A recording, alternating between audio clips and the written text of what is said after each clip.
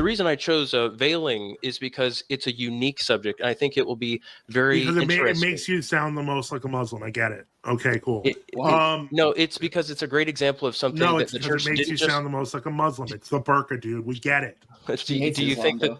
Well, I can't wait, Joseph. It sounds like you're worked up. It sounds like you really think you can beat us on this. So if you're that confident, it's not an issue. It's not an issue. Also, of beating you. It's an issue of showing you're a liar. Oh, on what exactly? Let's lay out. Just like all the fathers thing. I wanted Joseph to answer. Joseph, are you saying that's a false doctrine we're teaching, that the fathers? Yes, you are a false teacher. Yeah. And do you believe that women should be veiling and the fathers do command the veiling of the women, but just not the face? Is that your contention? I'm not gonna make a statement here or there, but I would say that the practice that we know now, while a condescension, is still very much consistent with the ancient practice. And you're going to explain how it's a condescension. You think that they are compromising a little bit right now? It's not an issue of compromise. Veiling, and that because of this change in discipline, this was a dogmatic change. Therefore, the church went back on its doctrine. How is veiling a dogmatic? Discipline is not dogmatic. I'll prove it. By the time I've proven it, Joseph. By the time I've proven it, no. You don't have to prove it. You have to explain it because it's nonsense, right? I will. The size of a veil is not dogmatic.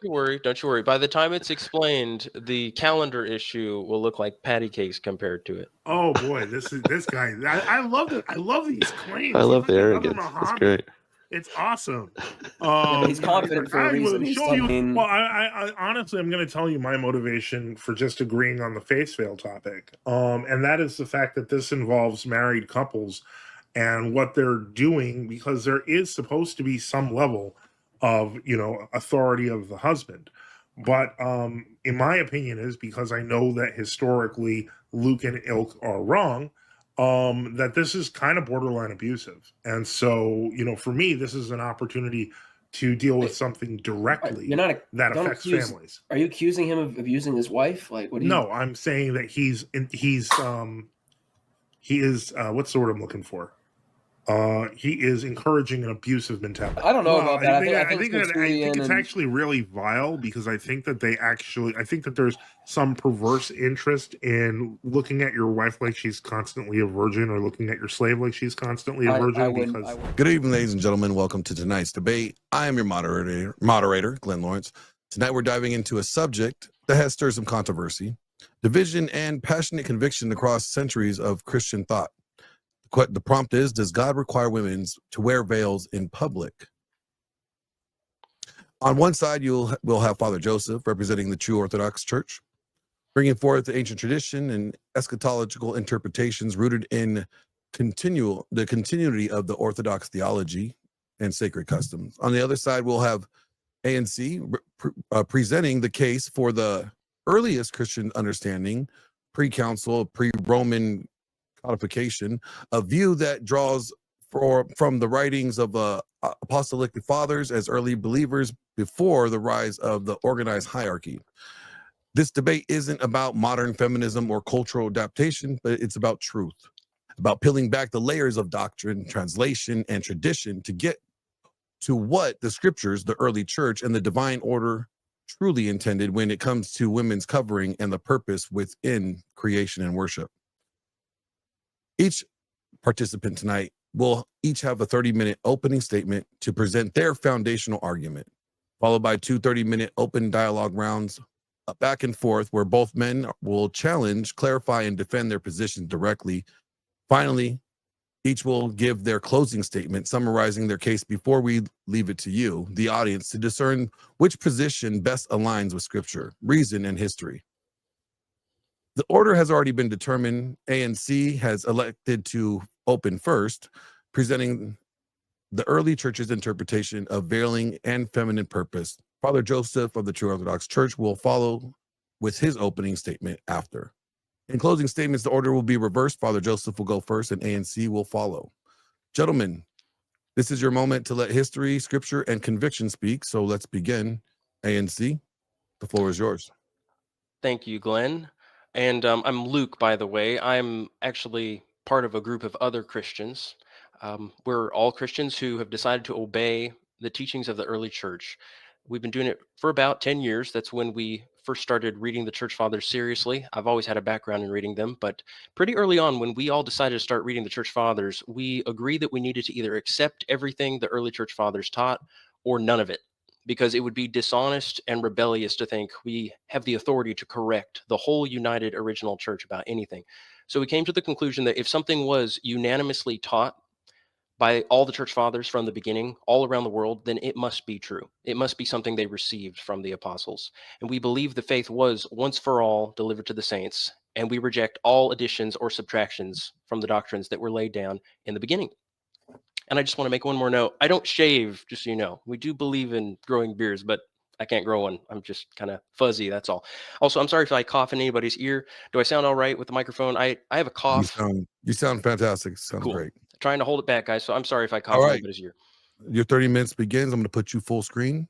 Thank you. And I will be sharing screens now, if it will let me. I will open it for you once I get the shared screen a notification. So you have to go to present.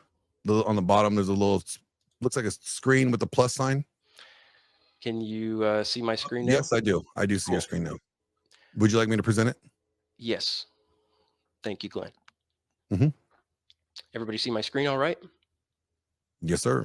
So one of those doctrines then that we decided that we were going to obey, even though it was controversial and we couldn't see anybody else doing it, was this thing we noticed all the fathers teaching. It was the subject of veiling. And the question tonight is, what kind of veil does God command women to wear? We're all pretty familiar, I assume, with the 1 Corinthians passage. We're going to go over the Father's commentary on it. You can open it if you're not sure what the scriptures say about it. You can pull it up there, but this is what it says. This is 1 Corinthians 11. And we just want to clarify something quickly that we learned by reading all the church fathers and by studying the subject in depth over all these years. Paul is not establishing a new custom about veiling. He's enforcing an old custom, a very ancient custom. Secondly, Paul is not telling women to put on a special cloth at the time of prayer. He's actually commanding women not to take off their existing veils during prayer, because the custom of the Greeks was the men would put on a weird veil at the time of prayer and the women would take off their veil. And thirdly, Paul is not telling women to cover their hair. Paul is telling women to cover their entire heads, including the face.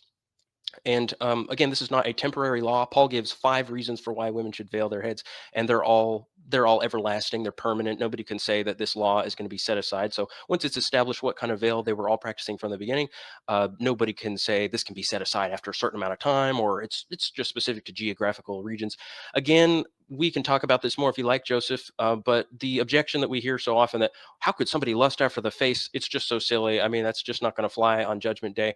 Women spend hours and hours in the bathroom putting on makeup, buying all these products that cost hundreds or even thousands of dollars, and it is the most beautified part of the entire woman. So yes, that is the main object of lust, and the scriptures tell you that. So there are a lot of reasons to believe it's a face veil. A lot of reasons. We can't go over all those reasons today, so we're only going to go over 15 of them. First reason is the Greek word for veil means completely hidden. That's the word kataklipto. The second reason is all righteous women in the Old Testament veiled their faces. And the third reason is Jewish tradition required women to veil their faces. That would be like Philo and Josephus and the Talmud, and we'll read a lot of Jewish sources. Number 4 is all the early church fathers agreed it's a face veil. Number 5 is even the heretical sects like the Gnostics strictly required the face veil. Number 6 is most Greek and Roman women in Paul's time veiled their faces. And number 7 is Paul appealed to nature, the worldwide custom of veiling. It was being practiced in China and India and Assyria and Arabia and all of North Africa, everywhere. Number 8 is virtually all Protestants from the 1500s to the 1900s understood it to be a face veil. Even if they weren't practicing it, they did believe it was being practiced and it was what Paul had commanded. And again, I haven't read all Protestants. That's why I said virtually. I only read about 65 commentaries between 1500 and 1900, and I add new ones all the time. Number 9 is Paul instructs women to be shamefaced, and we're going to prove that when they use that, it means face veiled. Number 10 is Greek men used to veil their faces at prayer time, which Paul forbids. So obviously, if Paul is forbidding men to veil their faces and he's saying women, you should be veiling, he's saying the women should be veiling their faces. Number 11 is long hair serves as a natural face veil for women when they let it down. And we're going to show also that this is something the church fathers all say, that long hair is for veiling the face. Number 12 is the exchange of clothes is an abomination. And we're going to show that the church fathers and the Jews considered that to be referring to the veil. And so this is actually a very serious thing. And we would just ask Joseph or anybody else who thinks that it's a veil on the back of the head, we just say, what is male and female clothing? Can you define that for us? And we're going to show how the church fathers define that. Number 13 reason why you should believe it's a face veil is woman is the glory of man, and Moses veiled his glorious face. Paul says woman is the glory of man. She should be covered. Moses had glory on his face. He had to veil his face. So yes, it connects. That's why we would connect 1 Corinthians with 2 Corinthians. When Paul is talking about Moses' face veil, clearly connects to 1 Corinthians. Number 14 is women are indebted to veil their beauty because of the angels, he says. Obviously, it's talking about the beauty of women's faces. And number 15 is husband and wife symbolize Christ in the church, and the church is veiled. All the women in the Old Testament, the wives of the patriarchs, are wearing face veils, and his tabernacle is also veiled. So here's the first reason. What does veil mean? Well, this is coming from this word kalupto or kalupto. It's a word that appears over 300 times in the Septuagint. And excuse me if I talk fast, but we have to. We only got 30 minutes. So everybody kind of knows what this word means. When they say, oh, I unveiled something, like I'm going to have an unveiling ceremony, they know that they're revealing something that used to be invisible. And you know that the last book of the Bible, Revelation, in Greek, it's called the apocalypse. It comes from that word kalypto, but it means taking away a veil. It means revealing something that was hidden. And this word occurs again many times in the Bible. Like, for instance, here I underlined a couple. You know, in Proverbs, it says, he who conceals his sins doesn't prosper. That's obviously talking about hiding something. That's what it means. It means to hide something. And in Exodus, God says he's going to bring forth locusts all over the borders, and they shall cover the surface of the earth so that one won't be able to see the earth. You see how when something's kalyptoed, it's invisible? It occurs so many times in the Bible. You guys can read these on our website. Many, many examples. Here's one in Sirach. A man who goes astray from his own marriage bed says in his heart, who sees me? Darkness is around me, and the walls hide me. No one sees me. So kalypto means I'm hidden. It doesn't just mean it's an ornamental pancake on the head. Which is what a lot of women today, like Amish, they will put a little doily up there and they say, I'm covered, I'm hidden. But that's not how anybody understood this word. Again, Daniel is told that he needs to hide all the words that he was told. Here's Matthew. Jesus Christ, the Lord, says, therefore, do not be afraid of them, for there's nothing covered that will not be uncovered. So that's the word kalypto and apocalypse. And he says, and nothing hidden that will not be made known. That's how this word is used. Again, he says, no one after lighting a lamp covers it with a container or puts it under a bed, but places it on a lampstand so that those who come in may see the light. See how something that's kalyptoed is invisible. You don't see it. And again, we have so many instances. We can go over these with you if you guys like later. It's too many. Okay. Again, here's Paul saying, the work of each will become visible, for the day will make it plain because it is revealed. That's the word apocalypse. It is revealed in fire. Okay, we're going to go a little faster. But Paul doesn't just say kalypto. He doesn't say women should be kalypto. He uses the word kata-kalypto. Kata is actually the most extreme version of kalypto. When something's kata-kalypto, it means it's just completely hidden. There's no part of it that's visible. Paul used the most extreme word he could use in the Greek. There is no word more intense than the word katacalypto to describe hiding something. And one of the instances of it that everybody already knows about is the veiling of the Ark of the Covenant. God said that the Ark of the Covenant is to be katacalypto. And whenever people draw pictures of it, everybody expects it to be completely hidden, not visible. So again, I've been looking over here. You guys are over here. You're right here at this mic or this camera. So here, I'm going to look over here. So let's look at this verse. God says they shall take down the covering veil and cover the ark of testimony with it. That's the word katacalypto. Again, I would ask anybody who thinks that they are veiling their women if their women's faces are fully exposed, the most beautiful part of them. I'd say if you put a little piece of cloth on the ark of the covenant, is that katacalypto? They'd say no. Well, what if you put a slightly larger cloth on it? Is that katacalypto? Nope, that's not katacalypto. Why? Because it's still visible. Well, what about this? It's almost completely covered. Is that katacalypto? No, I can still see a huge side of that ark. That is not katacalypto. Katacalypto is when it is completely covered. So that's the first reason. The second reason, after we get over the definition of what katacalypto means, is that in the Old Testament, the women are always veiling their faces. The Bible is going out of its way. God is telling us these righteous women are veiling their faces. We only gave 7 examples here: Rebecca, Tamar, Solomon's wife. So here is Rebecca. It says when she saw Isaac out in the field, she said to the servant, "Who is the man who is walking in the field to meet us?" The servant said, "It's my master." So she took her veil and covered herself. So she's being very modest, as the church fathers are about to say. Whenever she sees a young man, she covers herself. She's not so much worried about Eliezer because he's a really old man. And then here is Tamar. Again, same word. It says, when Judah saw her, he thought her to be a harlot, for she covered her face, and he knew her not. Again, that's katacalypto. Here's Solomon's wife. We know her face is hidden. He says, your doves are behind, your eyes are doves behind your veil. Again, that's a face veil. Obviously a face veil. If your eyes are behind the veil, that means the veil is in front of you. It's here. Nobody disputes that Solomon's wife was wearing face veil. Again, God speaks to the daughter of Babylon. He says, remove, apocalypse, your veil, your katakluma. Katakluma is the noun version of kataklipto. Kataklipto is a verb, katakluma is the noun. So again, women are wearing kataklipto in the Old Testament. Paul is not giving a new command. Again, the virgins of Israel in 3rd Maccabees, they are also veiled. And then here's the big one. This is Susanna. It says, now Susanna was a delicate woman and beautiful in appearance. As she was veiled, there it is again, katakaluma, that is the noun version of kataklipto, same word Paul is using. As she was katakliptoed, the lawless men ordered that she uncover her face. There's the word apocalypso, that they might feast their eyes on her beauty. And they even mentions in Susanna that her parents were righteous and had taught their daughter according to the law of Moses. So people are going to say, well, Susanna can do this face veiling thing if she wants. She can be real extreme.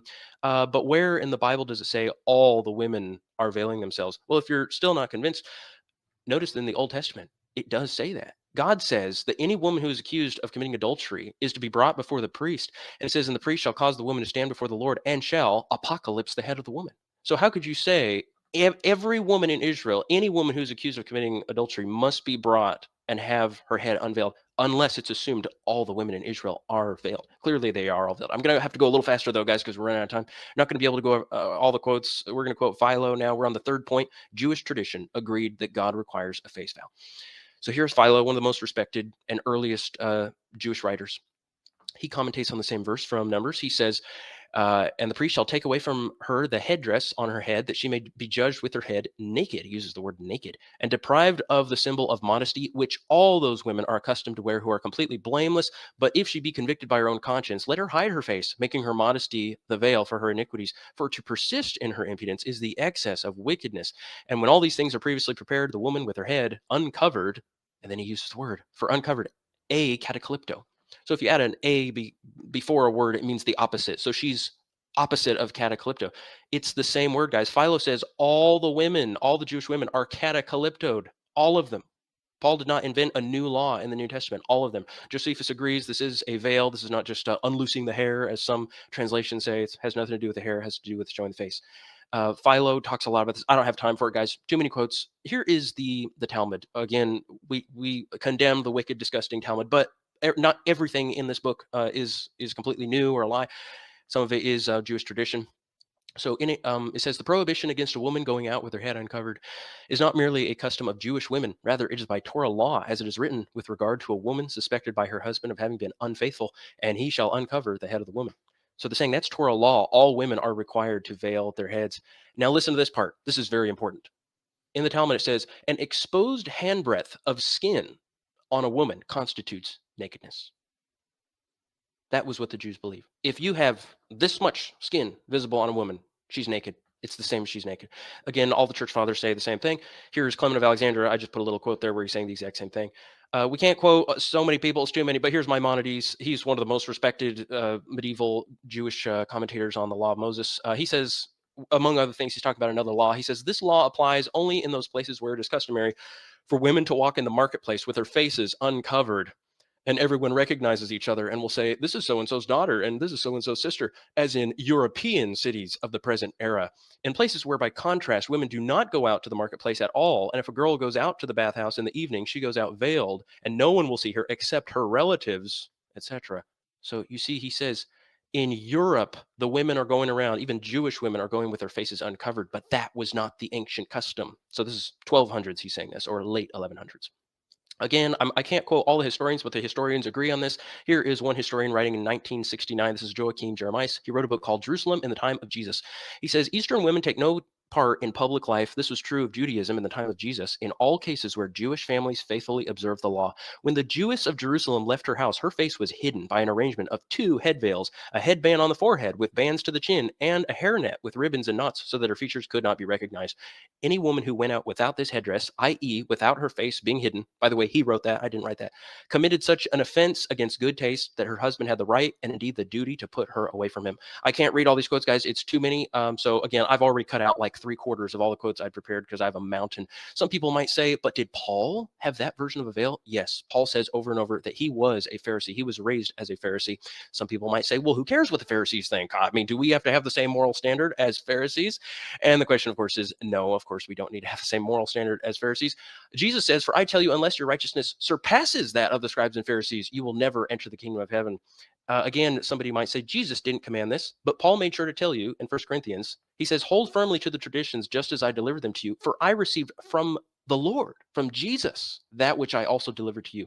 So actually, it is from Jesus. Jesus is the one who gave the Old Testament law, guys. He's the one who said if a woman is caught in adultery, take that veil off her face, and she's humiliated. But God expects her to be veiled. Okay, now we're on to the church fathers. Again, we could quote so many church fathers. We're not going to have time. Again, these are only the most explicit ones we could find. There's 24. I'm not going to be able to quote them all today because we only have 30 minutes. But again, this is a lot of church fathers. We have about 24 sitting here. I added Philo, so that would make it 25 if you want to make it 25. You know, the church fathers call him a church father. It's a lot of church fathers saying it's a face veil. Here's Shepherd of Hermas. He says, a virgin meets me adorned as if she were proceeding from the bridal chamber, clothed entirely in white and with white sandals, and veiled, there's that word, catacalypto, veiled up to her forehead, and her head was covered with a hood. Notice how multiple women, you're going to hear the church fathers saying they are catacalypto. And yes, it says a virgin is. You know, you guys think that maybe just only the women who are on their wedding day are veiling the face. But this same veil that you have for a wedding day is the same thing Paul says they should be wearing all the time. The only difference is on the wedding day, you're wearing a white veil. It's catacalypto, but you're in white or some fancy dress because it's your wedding day. But everybody's supposed to have catacalypto. Okay, here's Irenaeus. He says, in the same epistle, when Paul says a woman ought to have a veil upon her head because of the angels, Moses rendered manifest when he put a veil upon his face. Same word. Same word that Paul uses is the same one used for Moses. Well, this is according to Irenaeus. He's telling you that. Here's Clement of Alexandria. He says, let the woman observe this further. Let her be entirely covered, unless she happen to be at home, nor will she invite another to fall into sin by uncovering her face. By no manner of means are women to be allotted to uncover and exhibit any part of their person. See, it's just like the Jews. They say the same thing. He says, and your face, he's saying some women will get compliments. People say, oh, your face is comely, but she should say, yes, but only for him who has married me. It has also been commanded that the head should be veiled and the face covered. So he's saying God commanded that. And he says she should shut herself up as far as possible from the view of all not related to her. And here's now Tertullian. He says, demanding then a law of God, you have that common one prevailing all over the world. He says, Paul says every woman should be veiled. He says, what is every woman but woman of every age, of every rank, of every condition? He says, it is right that the face, which was a snare to the angels, should wear some mark of a humble guise and obscured beauty. See, this is their version of a veil, guys. These are the experts in Greek. You think you know Greek better than these guys? Tertullian and Clement of Alexandria and all of them knew Greek. He says, for who will have the audacity to intrude with his eyes upon a shrouded face? Too many quotes. He says, so perilous a face then ought to be hidden. I've already cut out so many quotes, guys. We're going to have to go faster here. I only got a few minutes. How many minutes do I have, by the way? Anybody doing a timer? You still have 12 minutes. Okay, I'm going to have to go faster. Thank you, Glenn. Okay, here's Origen now. He's commentating on the Song of Songs when Solomon's wife is saying, tell me, you whom my soul loves, tell me where you tend your flock so that I can just come straight to you and I don't have to go veiled by the flocks of your companions. So she's saying, I would rather just go straight to you and not have to, ask all your companions where you are and have to be veiled. So she's insinuating she would be veiled if she were out in public. And Origen says that this veil that they would wear is a face veil. He says she would resemble one of those who come veiled to his companions and having no care for modesty, etc., etc. He says, but I, she says, who would prefer to be seen by no one but you only, etc., etc. And he says, Jesus asks her, again, Solomon symbolizes Jesus here. This is Christ talking to his church. He asked her to lay aside her veil and show her face to him. She walks thus veiled and covered, however, because she ought to have a power over her head because of the angels. See, he's connecting it to Paul's veil. Remember, Paul said a woman needs to have a veil because of the angels. It's a face veil. We can't go over all the quotes. Let's go to Hippolytus now. He says, he's going over Susanna in the Old Testament. This is his commentary on Daniel. He says, now Susanna was a very beautiful woman. This does not mean that she had the beauty of a prostitute's body or eyes painted with various kinds of makeup, as Jezebel had.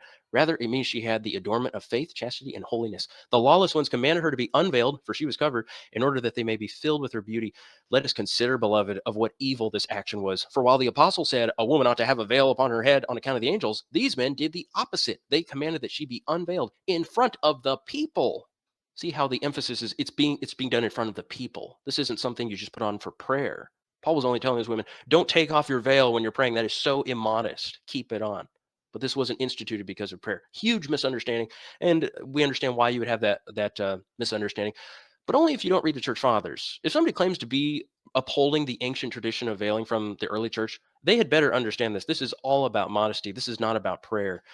And again, Susanna is obviously wearing a face veil. So Hippolytus fully endorses face veiling. We have many more quotes, way too many quotes to go over.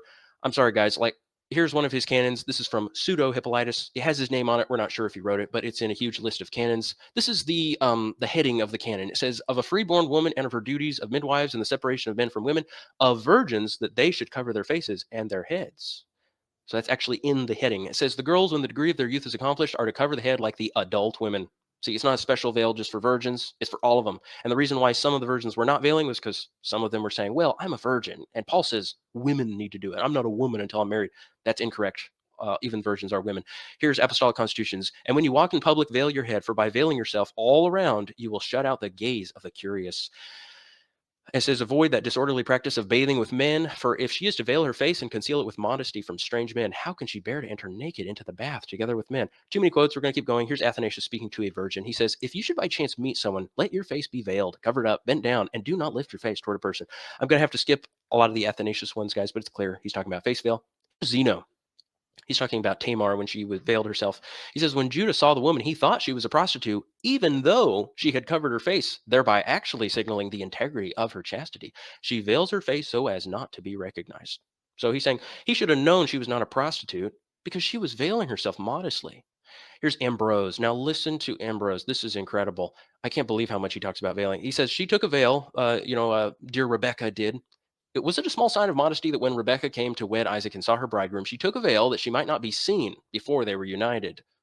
Let custom itself teach us, a woman covers her face with a veil for this reason, that in public her modesty may be safe, that her face may not easily meet the gaze of a youth, lest let her be covered with the nuptial veil. See, they're saying they know it's a wedding veil, but she's supposed to always wear it. She's always supposed to have that veil on. Let her be covered with the nuptial veil, so that not even in chance meetings she might be exposed to the wounding of another or of herself, though the wound of either were indeed her fault. But if she cover her head with a veil, that she may not accidentally see or be seen, for when the head is veiled, the face is hidden, how much more ought she to cover herself with a veil of modesty, so as even in public to have her own secret place. See, he says it's like a secret hiding place. She's like a ninja. It's cool. Here is John Chrysostom. He says, Paul, however, requires something more of women. He says that they adorn themselves in modest apparel with shamefacedness. But what is this modest apparel? Such attire as covers them completely.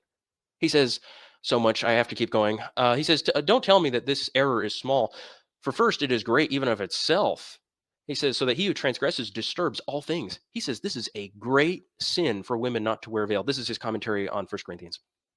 He says, and not even with this only was he content, but added again, saying the woman ought to have authority on her head because of the angels. He signifies that not at the time of prayer only, but also continually she ought to be covered. Glenn, could you let me know when I have like 2 minutes and then 1 minute? Thank you. Okay, now listen to this. He says, for Paul said not merely covered, there's that word calypto, but covered over, catacalypto, meaning that she be carefully wrapped up on every side. There's so many quotes from Chrysostom. Again, we can't go over them all. Here's Gregory of Nazianzus talking about his sister who died. He gave a funeral oration for her, and he praises her. Here's why he's praising her. Here's how great his sister is. He says, who was more deserving of renown, and yet who avoided it so much and made herself inaccessible to the eyes of man? Listen, you women addicted to ease and display, who despise the veil of shamefacedness. So you guys see the purpose of the veil. It is to make a woman inaccessible to the eyes of man. Too many quotes. We can't go over them all. Here's just one from Basil today. He says, dissolute women, having forgotten the fear of God and scorned the eternal fire, have cast off the yoke of Christ's bondage. They have thrown off the veils, same word for Moses' face veil. They have cast off the veils of modesty from their heads, despised God and disregarded his angels. They have shamelessly exposed themselves to the eyes of men. See, guys, it's not just a symbolic thing you put on your head for prayer. Here's Rufinus. He talks about a mother and her two daughters who are about to be sold in slavery. We can't even go over all these. It's too many. It's too many. Here's another one. He says at the time he saw some common woman come bursting out of her house with you have 6 minutes and 40 seconds. How many minutes? 6 minutes. Oh, wow. Okay. Well, maybe I can do this one. Okay, here I'll go back to this one. Here's Rufinus. He's talking about a righteous mother. She says, are these limbs then, daughters? Are these limbs then which the common air itself has hardly known to be prostituted in the common brothels? So she says the common air has barely even seen their limbs. Here's another story from his church history. He says, at the same time, he saw some common woman come bursting out of her house with such haste and speed that she paused neither to close the door nor to veil herself properly as women should. You guys see how women are putting on veils when they go outside? And it's not just a hair covering. It covers all the limbs. It covers all the skin, as that mother just said. Here's Jerome. He says, there are some who hate their parents and have no affection for their kin. They tear up the veil of chastity and put it aside like a cobweb. By the way, have you noticed none of them call it the prayer veil? They call it the veil of chastity. the veil of modesty. That's what it's about. He said, you should choose, he's talking to a woman here who's asking for advice. He says, you should choose for your companions staid and serious women, particularly widows and virgins, persons of approved conversation, of few words, and of a holy modesty, who veils all of her face except her eyes, and who only uses these to find her way. Isn't that incredible? He gives so much advice to all these women. Let's just keep going, but way too much time. Sorry, my cough is picking up, so excuse me if I cough, guys. Here's Epiphanius. He talks about Sarah. He says, the Son of God who'd come from above with the two angels said to Abraham, where is Sarah, your wife? For he did not know where she was. Or if he did not know where she was, he would not have said, Sarah. So Sarah laughed, being inside. This wishes to indicate her modesty, a model for women who want to be truly pious, so that when they receive strangers, they serve them through their own labors. But on account of modesty, they do not show their face to the men. For that blessed woman surely prepared, and after preparing, was not seen in the presence of angels, providing an example of modesty for later generations. Do you guys know the Bible says that? The Apostle Peter says, you should be following the example of the righteous women in the Old Testament. He says, don't let your adornment be external. Let your adornment be the hidden person of the heart, with the imperishable beauty of a gentle and quiet spirit, which is in God's sight very precious. For this is how the holy women who hoped in God used to adorn themselves. And he says, and you're Sarah's children if you do good and don't fear anything that's frightening. Do you guys want to be Sarah's children? You wives, you sisters? You should. You're being told to follow the example of those righteous women. They're not just there for you to observe and think that they're weird. You're supposed to follow their example and veil yourself in public. Here's Augustine. He goes on and on about how obviously women and men should not be veiling themselves, but women should. You know, a man indeed ought not to veil his head, but the woman is the glory of man, etc., etc. Now listen, he's going to talk about veiling. He's commentating on the Song of Solomon again, talking about what a veil is. He says, so these lovers, Christ and the church, were talking to each other. The church says to him, tell me, you whom my soul loves, where you graze, where you lie down in the noonday, lest perchance I should happen like a veiled woman on the flocks of your companions. That is to say, I should stumble on flocks that are not yours, but belong to your companions, like a veiled woman. Now listen to this next part. He says, what else can being veiled mean but, so to say, hidden and unknown? Nobody can recognize her because she's completely covered. I would ask Joseph and all fake veilers, what else could veil mean except hidden and unknown? Augustine's asking you. And here is Augustine again. He says, but no women, even those who are married, should display their hair, for the apostle commands them even to veil their heads. See, people will take this out of context and say, oh, this is about covering the hair. No, it's not. He's just saying, why in the world would you be displaying your hair when you're supposed to even be veiling yourself completely, covering your face? How could you be displaying any part of you? So again, we would say to anybody who quotes the church fathers or who claims to be part of the early church and to be preserving the ancient teachings, why are you quoting the church fathers to support your aberrant, weird practice of covering the hair or the back of the head when a veil is something that goes in the front? And we haven't even gotten into the whole ancient worldwide practice of all the Greeks and Romans and Assyrians and Indians and Arabians and Chinese and the whole world. We barely touched on because we don't have enough time. But I actually did go pretty fast. So I guess we have a little bit more time. But basically our point is you should not be quoting the church fathers if you shouldn't be quoting them in support of veiling if you reject face veiling. You need to embrace the whole thing. It was hard for us too, but you know what? You have to get over it. Either accept it or stop calling yourself an ancient Christian church, because this is what's ancient. This is what God commanded. And it's beautiful. It's very righteous. I want to point out something Vincent of Lerins pointed out, because we heard Joseph and others say, well, this wasn't the unanimous view. You only quoted 24 of the most respectable and reputable and renowned church fathers in all church history. That's all you quoted, Luke. Give us something better than that. Seriously? Vincent says that at the Council of Ephesus, they only quoted 10 church fathers to establish what the 2 minutes. Doctrine. Thank you. 2-minute warning. Thank you. Vincent says at the Council of Ephesus, they only quoted 10 church fathers to establish what the ancient doctrine of the church was. And Vincent says a much greater number of the ancients might have been cited as evidence, but it was unnecessary, because neither was it fitting that the time should be occupied by a multitude of witnesses, nor does anyone suppose that those 10 were really of a different mind from the rest of their colleagues.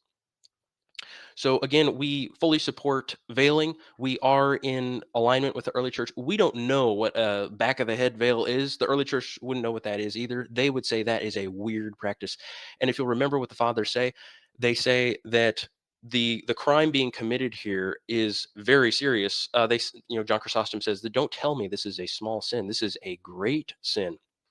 And Clement of Alexandria and Tertullian say women who show their faces are prostituting themselves. They use that word, prostituting. They're being a snare to men and causing them to sin. This is very serious. Again, I'm sorry, I'm looking to the right, but yeah. So then our 50 seconds. our exhortation to all the men and women listening to this is to return to the ancient doctrines of the church and give up these modern cultural norms, because you've been infected with a false version of a veil. It's not even just about covering the face. Modesty is about covering the entire body. Modesty is about quietness and submissiveness to a husband or to a father. 30 seconds. And so our final word then, before we go into the rebuttals and I answer all of his other objections, is that there are actually 15 reasons. We actually have many more reasons than this for face veiling, but we hope that this reason would be convincing to you enough, as it was for us. We only needed to hear that this was the universal practice of the church, and we were convinced instantly. Time. Father Joseph, it is now your time for your opening statement.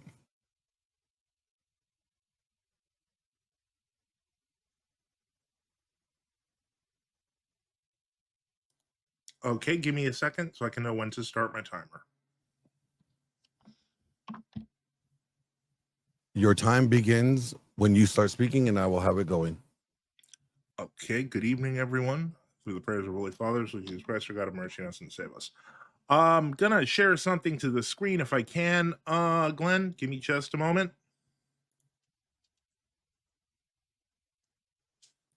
Yes, sir. Okay, where is it? 1 second. And Luke, you could go ahead and stop sharing your screen if you would like. All right. Is it good? Thanks. Thank you. We don't want to have too many screens up there. It gets a little confusing. Totally understand that. There we Glenn. go. There you go, Perfect. Father Joseph. This is Luke's website. It's Ante-Nicene Christianity. You'll notice on it that there's a private video. The private video is actually something like a 2-hour-long video where what you just heard is a condensed version of it, where he kind of focuses a little more on the fathers and he focuses a little less on world culture. It would be depressing and dismaying that we didn't know what he was going to say for a week, but we do, because the essay below it actually is a script. It is not a regular essay. Trust me, I'll get to the point here. There is a point. If you'll notice here, it says insert video of Venus flytrap. Now, why am I pointing out that this is the script for the video? Just to make clear that we can understand, even without the video, what the real concepts behind what Luke said were in advance of his fabulous sales pitch. Unfortunately, because we have full access to that and we have had it for the week, I'm going to break it down for everybody. Luke presents a vision of a world in which the ancient world was faith-filled. He has an entire section on history. He refers to India. He refers to China. He refers to other areas. I'm just going to deal with India and China because historically they've been so huge.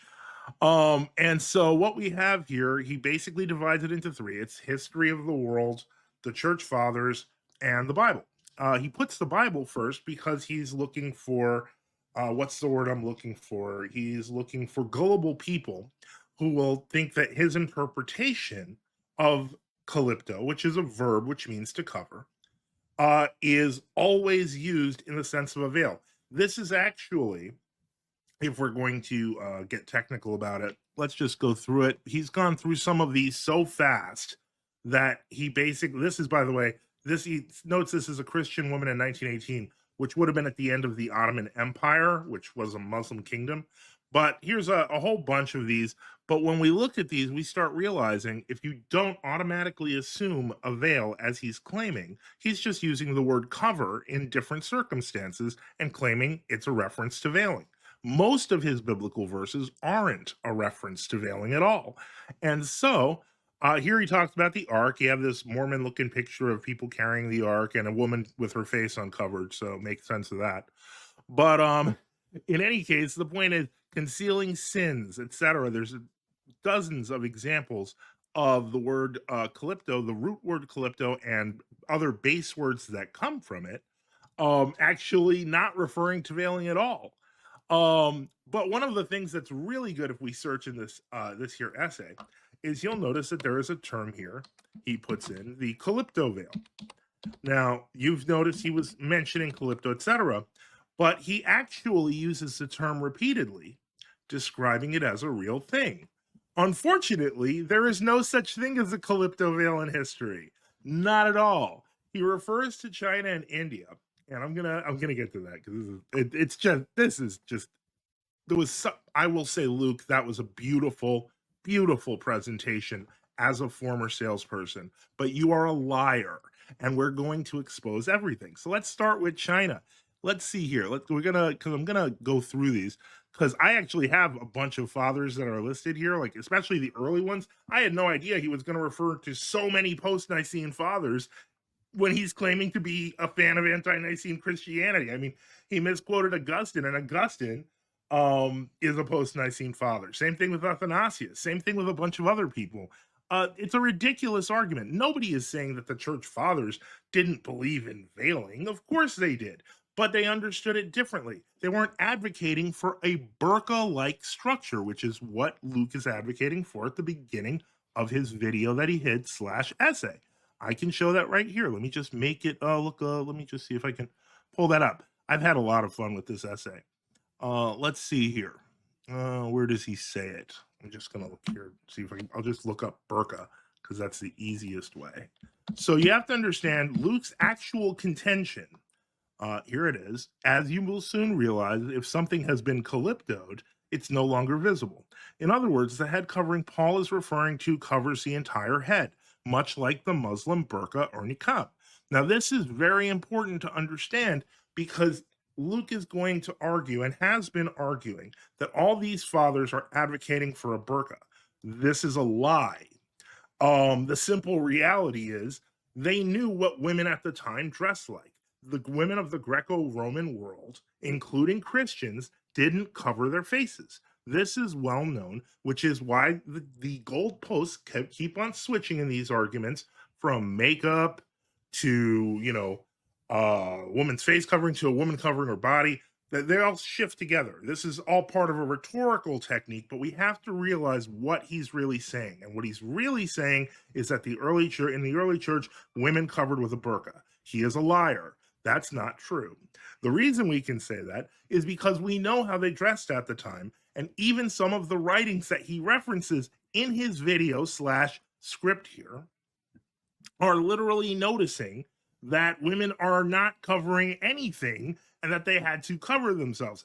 Simple proof of this would be his quote from Commodianus, who is not a church father. By the way, Origen in Orthodoxy is not a church father, neither is Tertullian, but we'll just use them for historical references because they knew what women looked like, even though Luke doesn't.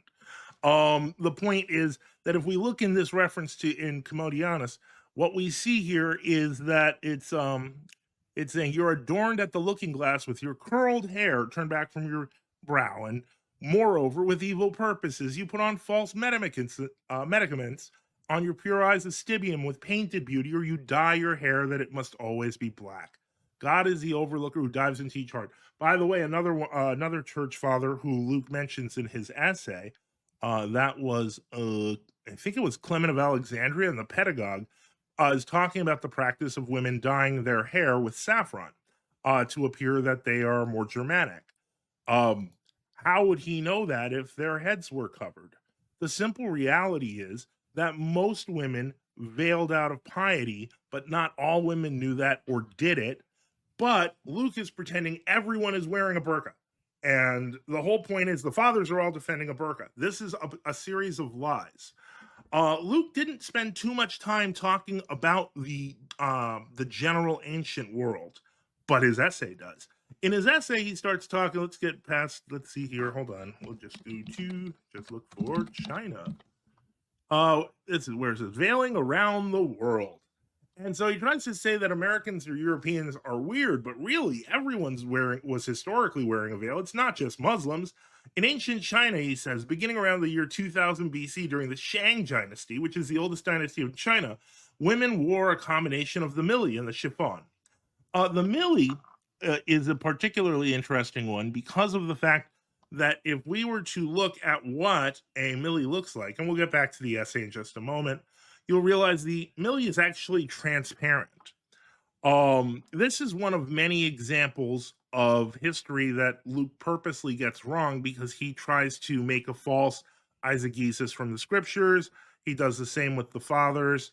And basically, you know, he just hopes that you'll fall for it. There's no historical basis for what he's saying. If we want to talk about history, there's a lot of research on what women looked like in the 3rd, 4th, 5th, 6th centuries. But you know what they never have? They never have a burqa. These are 4th and 5th century head coverings that were used, and the faces are visible. This is a woman wearing a veil that is holding back her head. I think it's 5th century. But we can keep going through. If you go through these statistics, the overwhelming majority in ancient art of women that you see don't have a veil at all. So the key here is that, unfortunately, for his argument, we'll get to the Bible in just a moment, but for his argument on history, what we find is that the truth is women were largely uncovered. They had here's a lady with a veil breastfeeding. This is mid 5th century. We have another one. No, there's no face covering. Again, this is actually a woman dealing with her hair veil, with her hair covering, which actually shows her with her face unveiled. I would recommend this article. This is from the tomb of Theodosia, and as you can see, even the nun here, her face is uncovered. Now, I will say that in the ancient world, the earliest virgins, which Luke references, and that's usually a reference to consecrated virgins, many would cover their face, but it was primarily a Near Eastern custom. It was not a Greco-Roman custom at all. So this is kind of it's just always there. That's a young girl, by the way, and yeah. The point is, even in the ancient world, women were not completely veiled with the hijab, as our friend Luke here is claiming. He didn't want to come out and say it. What he wanted to just talk about this early Christian concept of veiling, but what he really means is actually a burqa. That is so historically risible that he should be ashamed of himself. But more importantly, he should actually be ashamed of himself for trying to spread this absolute falsehood among people. I understand that they're a community of a few hundred people, and that's the real reason I did this. The real reason I even bothered to deal with this person is because I knew that outside of their little private Discord, they would come out to watch this. And so I could tell them that they're all lied to. And I could tell them that their families are being lied to.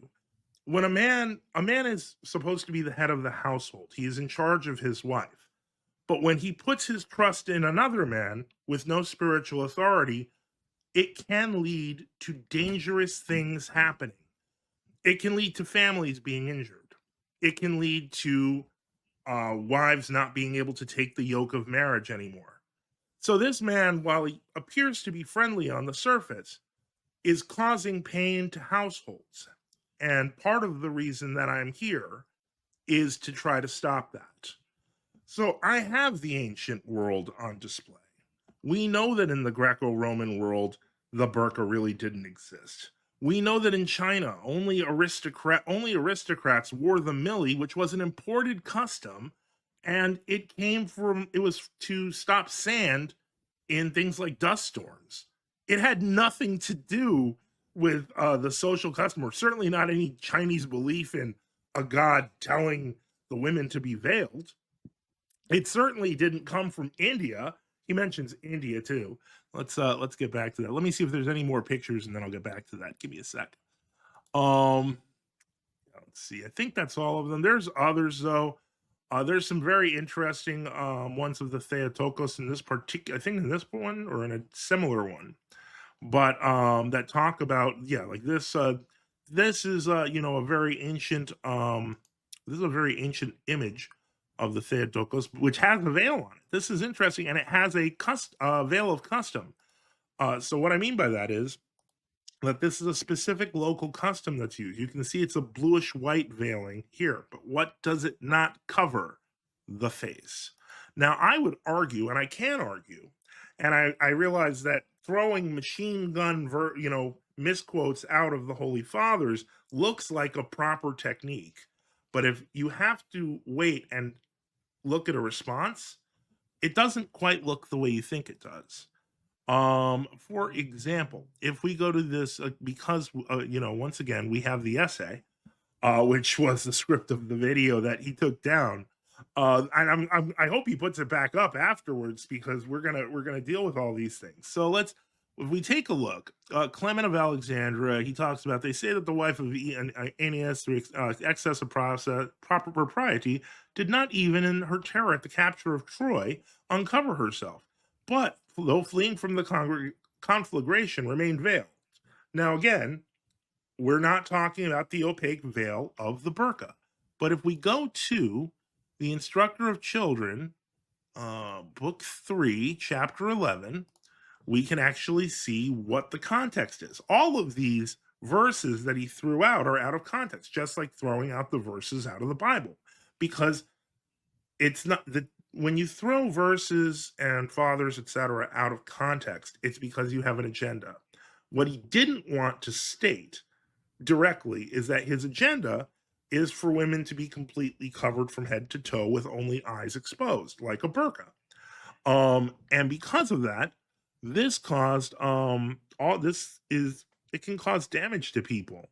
Islamic countries are some of the unhappiest in the world, and a lot of it has to do with the crazed rules that exist there.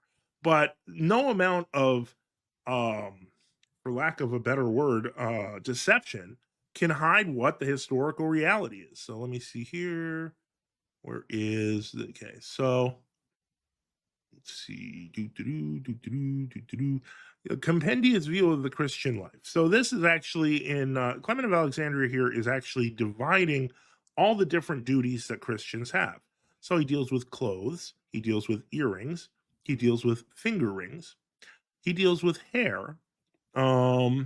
And so then he starts talking about how hair is supposed to be worn. And he says it's enough for women to protect their locks and bind their hair up simply along the neck with a plain hairpin, nourishing chaste locks to simple care for true beauty. For meticulous plaiting of the hair and putting it up in tresses contribute to making them look ugly, cutting the hair and plucking it off, these treacherous braidings, on account of which they do not touch their head, being afraid of ordering their hair. Sleep, too, comes on not without fear, lest they pull down without the knowledge of the shape of the braid. Strangely enough, in the section about the hair, there's no mention of a covering. We go to the painting of the face section, and here, of course, obviously makeup is generally disregarded by the church fathers. It's not considered a positive thing. The church fathers focus on spiritual beauty, not physical beauty, and I will not disagree there. They don't suggest makeup. That's very true. But what you don't find is a clear indication that the fathers are, in this case Clement, are specifically teaching about head to toe covering, because they're not. That's not part of the custom of the Greco-Roman world. This is why my opponent has to rely on false history. He has to rely on false eisegesis of the scriptures and false eisegesis of the fathers. Because in the Greco-Roman world where Christianity began, there was no such face veiling as he's describing.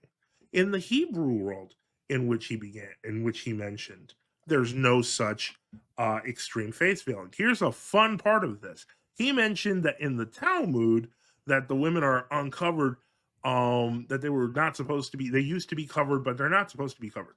Well, I don't understand how this works, because, my opponent here, as we know from his essay and from his concepts, somehow he believes that the church was pretty much dead off in hierarchy by the Nicene period, even though he quoted a bunch of Nicene people. But where did the Jews have a great apostasy? I mean, we believe the great apostasy was when they didn't convert to Jesus, not when they stopped wearing a burqa, because they weren't wearing a burqa, because that didn't happen. And so this is kind of what we're dealing with when we're dealing with this sort of argument. I actually, invite people to look at the essay that he wrote, because and then just take the scriptures into context.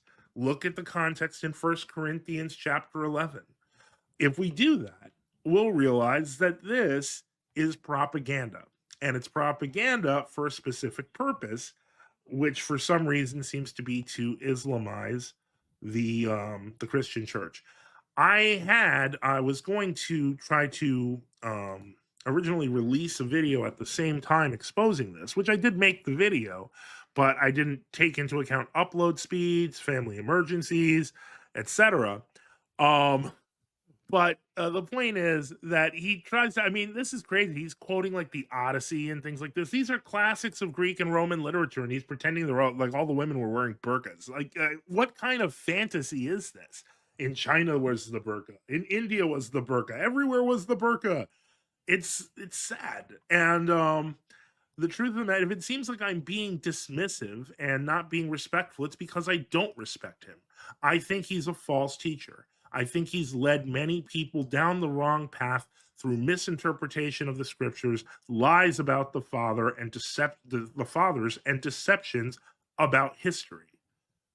The point is that I am willing, and I know that I've talked to a number of True Orthodox priests to engage with people from this Ante-Nicene Christianity group. We want to pull you out of this cult. And that I will call it a cult, because as friendly as my beardless friend is, I guess it's a condition, even though I heard he had a beard and he just shaved it. Basically, I don't want families to get hurt. And so in the end, that is my main concern. I'm reiterating this because of the fact that my goal is to get people away from smooth talking liars. So the point is, we know he lied about history. We know he lied about the fathers. We know he basically lied about the scriptures, and basically, like, he tried to, in his essay, where is it, where he tries to say God covered the earth and it's talking about a war, and he tried, well, how does covering like Israel with, like, you know, enemy terror like troops equal like veiling? Like, it's, the point is, it's a game. What he's doing here is a sort of bait and switch so that people will read things who are gullible and believe him. The problem is too many people have believed you, Luke. And I know you try to hide the video, but thanks for giving us the script. I really appreciate it. Because we're going to have to answer for this. And, you know, again, I'm looking here at the heads of household. I'm not talking to the women here. But the men here, you're not supposed to be under this man's yoke. He's lying to you. And don't put your wife in a burqa on his command. It's a sin. Just stop. So let's see here. We've covered basically a few of the. We have, you know, I'm going to run out of time soon. I have a timer on, so I know I have 8 minutes. But I can't wait to have this discussion, and then the 30-minute. We'll have the 30-minute Q&A, and I'm looking forward to it. But you know, when it comes right down to it, when you start misquoting the fathers, no one disagrees with makeup, so we're leaving that. And you start adding, you know, I don't care about David Burko. You know, the point is, the whole thing is just silly and ridiculous. But that's the point. It's supposed to be silly and ridiculous. It's supposed to be unbelievable. It's supposed to be a hidden piece of information that you didn't have. That's unfortunately how cults work. They get you down a rabbit hole by showing you something and claiming you've been given information that you didn't know about before.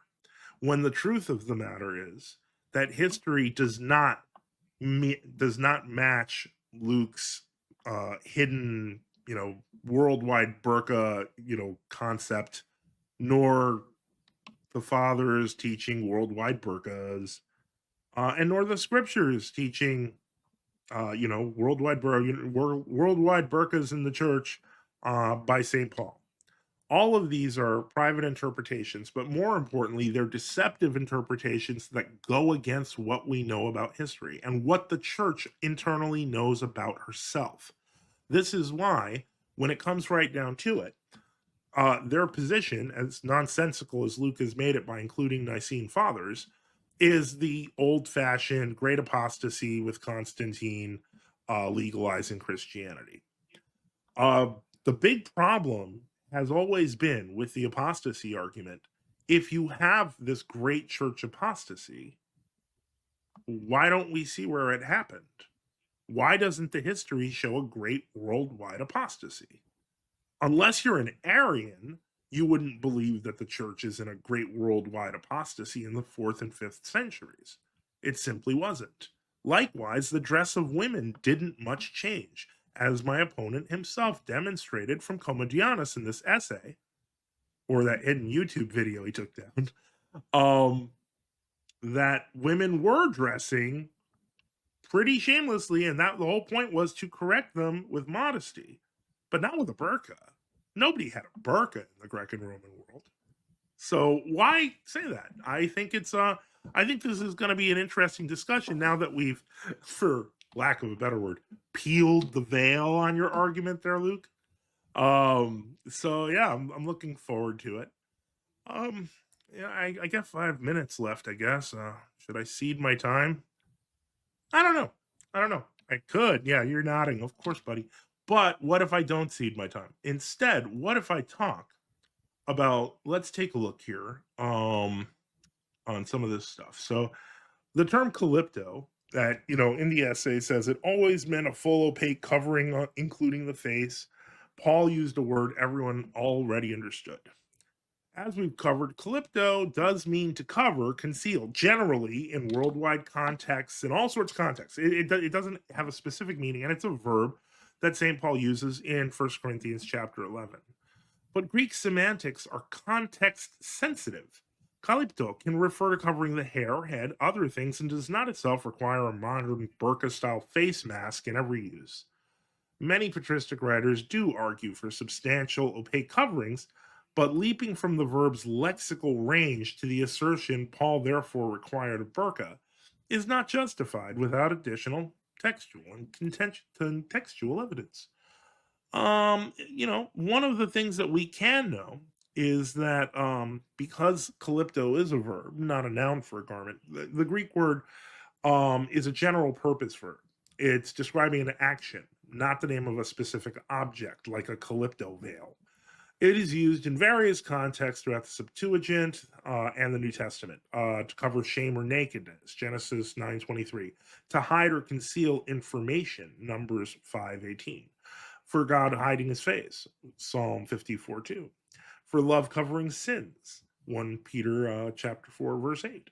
Claiming that the prevalence of this verb proves the existence of a specific garment called a calypto is like arguing that because the English word cover appears frequently in a text, it must be like a special brand of a blanket called a cover.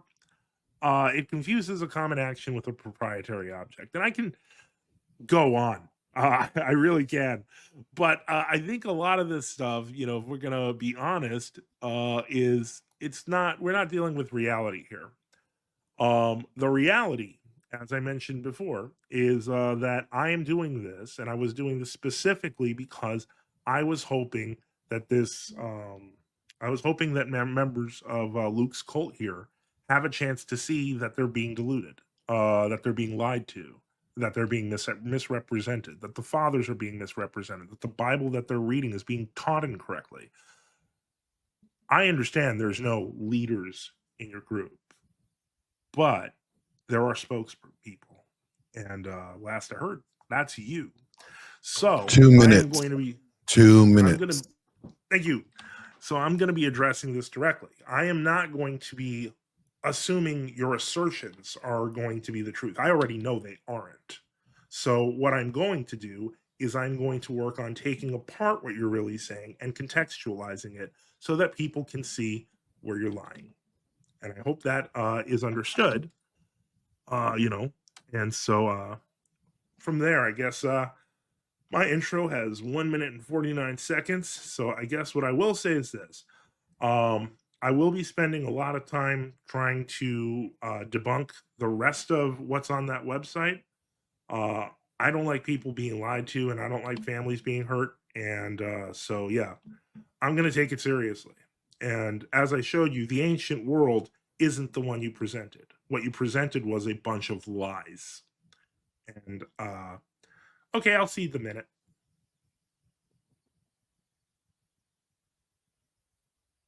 All right. Well, gentlemen, now the floor is now open. You guys are now allowed to go back and forth and open panel discourse For 1 hour. for 1 hour. All right. I'll let you go first, Joseph. You want to ask me any questions? Why do you keep calling me Joseph? Are you like afraid of using the word father? No. So you mind if I ask you a few questions? Sure. Here, let me pull up my questions. I wrote them down. So I have a question for you. Mhm. What if, hypothetically, Joseph, I could prove that all 15 of these points that I just named here, all 15 were true? You And can't because they're not. but You're lying. let's say No. hypothetically. No. We don't do hypotheticals with history, buddy. No hypotheticals? Okay. Nope, not with history. Well, I'll tell you, Joseph, I don't think the audience is as convinced by your rebuttal as you think. I think that they were Maybe blown not, away. but I had to try. Well, I would ask the audience then. I would say, what if I could convince you of all 15 of these? And I think, Joseph, you need to put forth a little bit more effort disproving my 15 points, because I think Well, the first fathers. I didn't. But hold on a second. Sorry, little clock I had. First off, I don't have to refute your 15 points because of the fact that your 15 points are largely based on lies. So if I've already shown that you're a liar repeatedly on your own statements on the video that you hid for the past week, I'm under no obligation to pretend that your 15 lies might be true.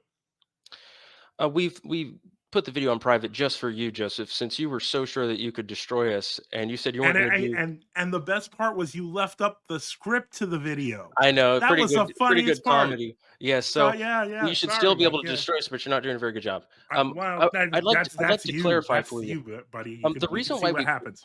I'll tell you why we quote the post-Nicene fathers on a lot of issues, including veiling and icons and Mary, is because there are a lot of beliefs that the Ante-Nicene Church holds, like understanding faith and works and baptism, the Eucharist, and the divinity of Christ. Those things continue for many centuries. So we don't have a belief that all doctrines changed at the Council of Nicaea, Joseph. The So why'd you doctrine of choose veiling. this one, buddy?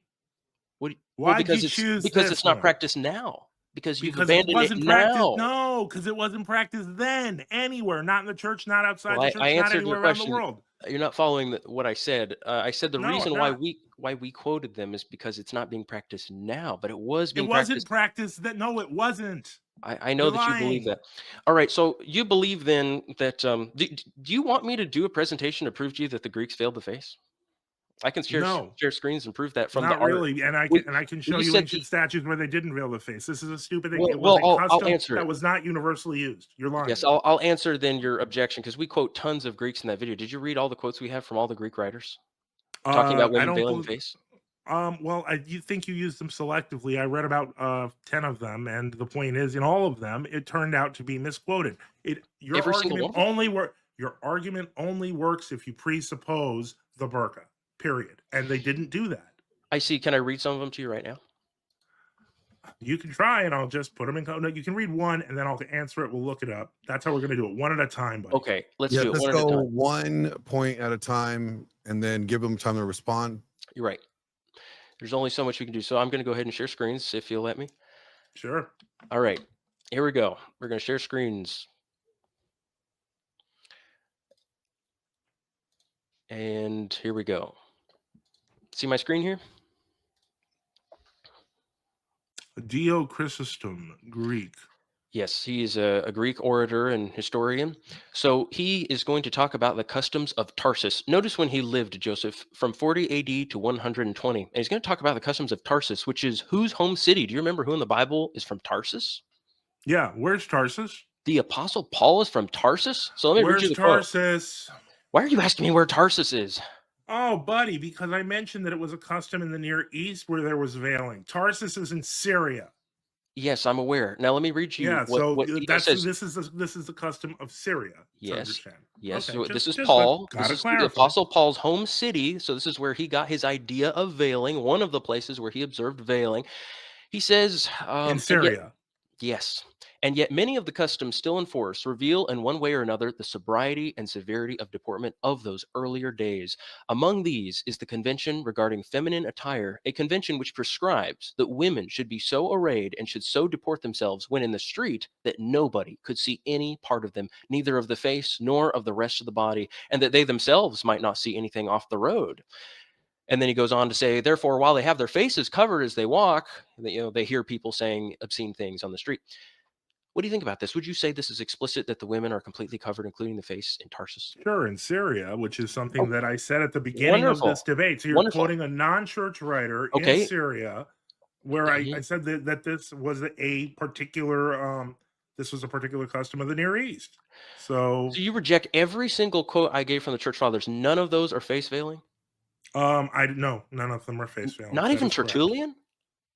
Oh, we can go to Tertullian. Would you like to go to Tertullian? Well, sure. I'm asking you, does even Tertullian teach face veiling? Well, I'm asking you, can you show me? Well, you already said no. You already answered the question. You're about to change your mind on Why don't you live? just put up the quote so I can look at the full context? Alrighty. Well, I did put it on the screen. You could have read it when it was here, but sure. That's I not don't, that's I not don't the mind. first off. You were talking like the micro machine man, so that Here you we could get go. as many of the Yes. quotes in as possible, so nobody could pay attention. And Like, even then, come I on. only did barely a quarter of all the ones I had. He I says, know, because you had a 2.5 hour video you hid from the from myself and from the audience, mate, which is in your essay. That no one's surprised well, here. you've got the essay, so you should have the same stuff. Yeah. You should have the Yeah, same stuff I presented. Okay, here we So go. what He is the says, quote of Tertullian? Because this is not on topic. this is De here we go. Corona, the chaplet, chapter 14. Oh, I have the Yes. chaplet. Let's. Demanding then a law of God, you have that common one prevailing all over the world, engraved on the natural tables, to which the apostle too is wont to appeal, as when in respect to the woman's veil, he says, does not even nature teach you? So he's saying the whole world has this custom of veiling. I'm going to go to the next slide here. Wait, stop there. Yes.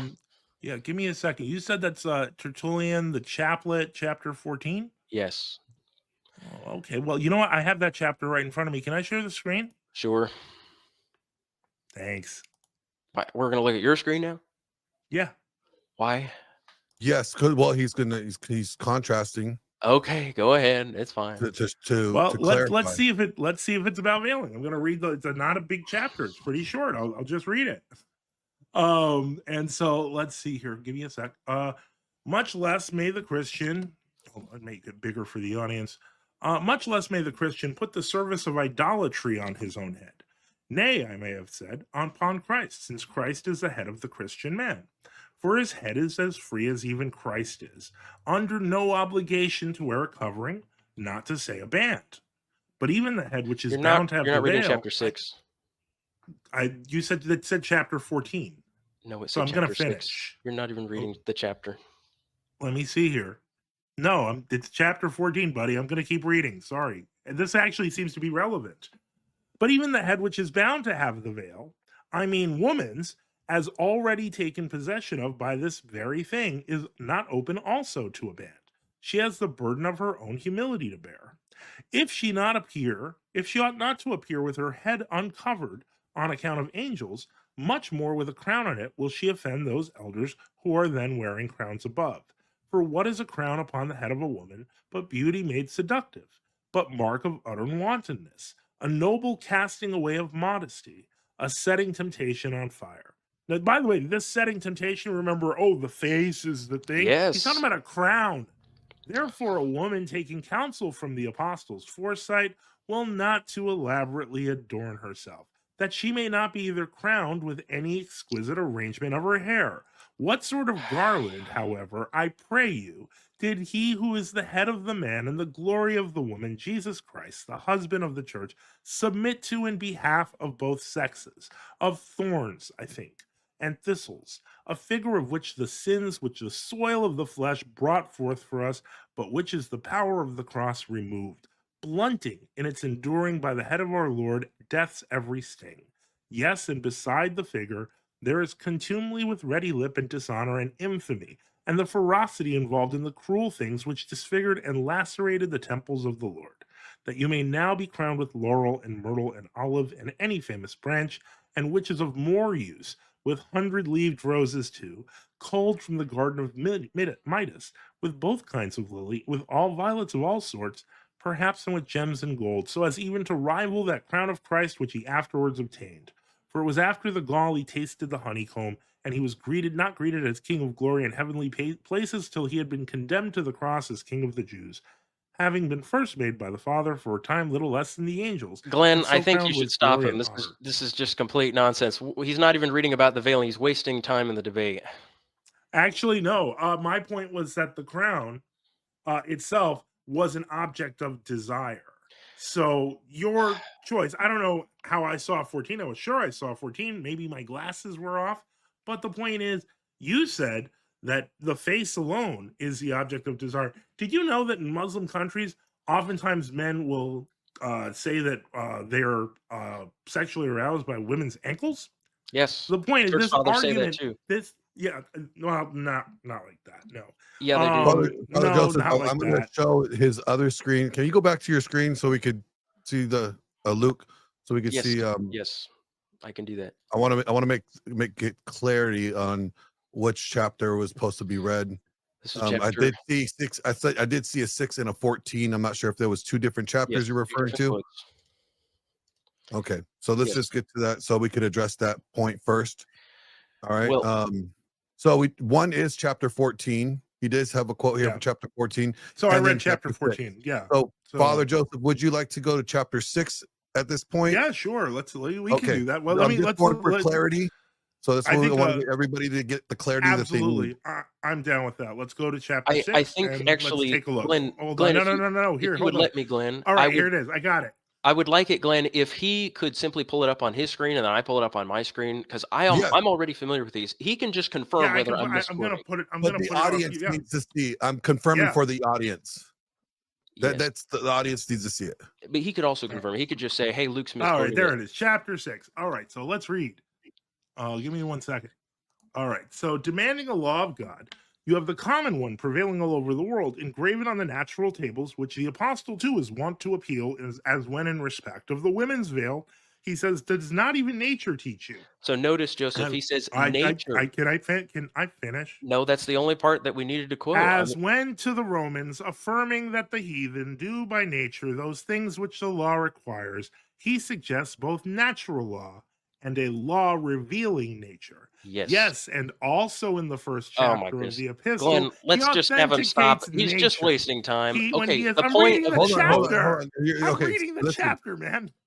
the point of this quote. In any form of practicing hermeneutics, everybody knows you need to read and understand the entire context of something before you could just make a decision off of a sentence or a brief quote. He is I think we read providing the enough. full context of it. You to give can the audience clarity. The audience might. Let's allow the audience get the clarity of what the entire chapter is, so they could come to a concise decision All on right. the information that's being provided. Thanks, Glenn. All right, let me finish. And yes, also in the first chapter of the epistle, he authenticates nature when he asserts that males and females changed among themselves the natural use of the creature into that which is unnatural, by way of penal retribution for their error. We first of all indeed know God himself by the teaching of nature, calling him God of gods, taking for granted that he is good, and invoking him as judge. It is a question of whether whether for the enjoyment of his creatures, nature should be our guide, that we may not be carried away in the direction in which the rival of God has corrupted, the rival of God being Satan, along with man himself, the entire creation which has been made over to our race for certain uses.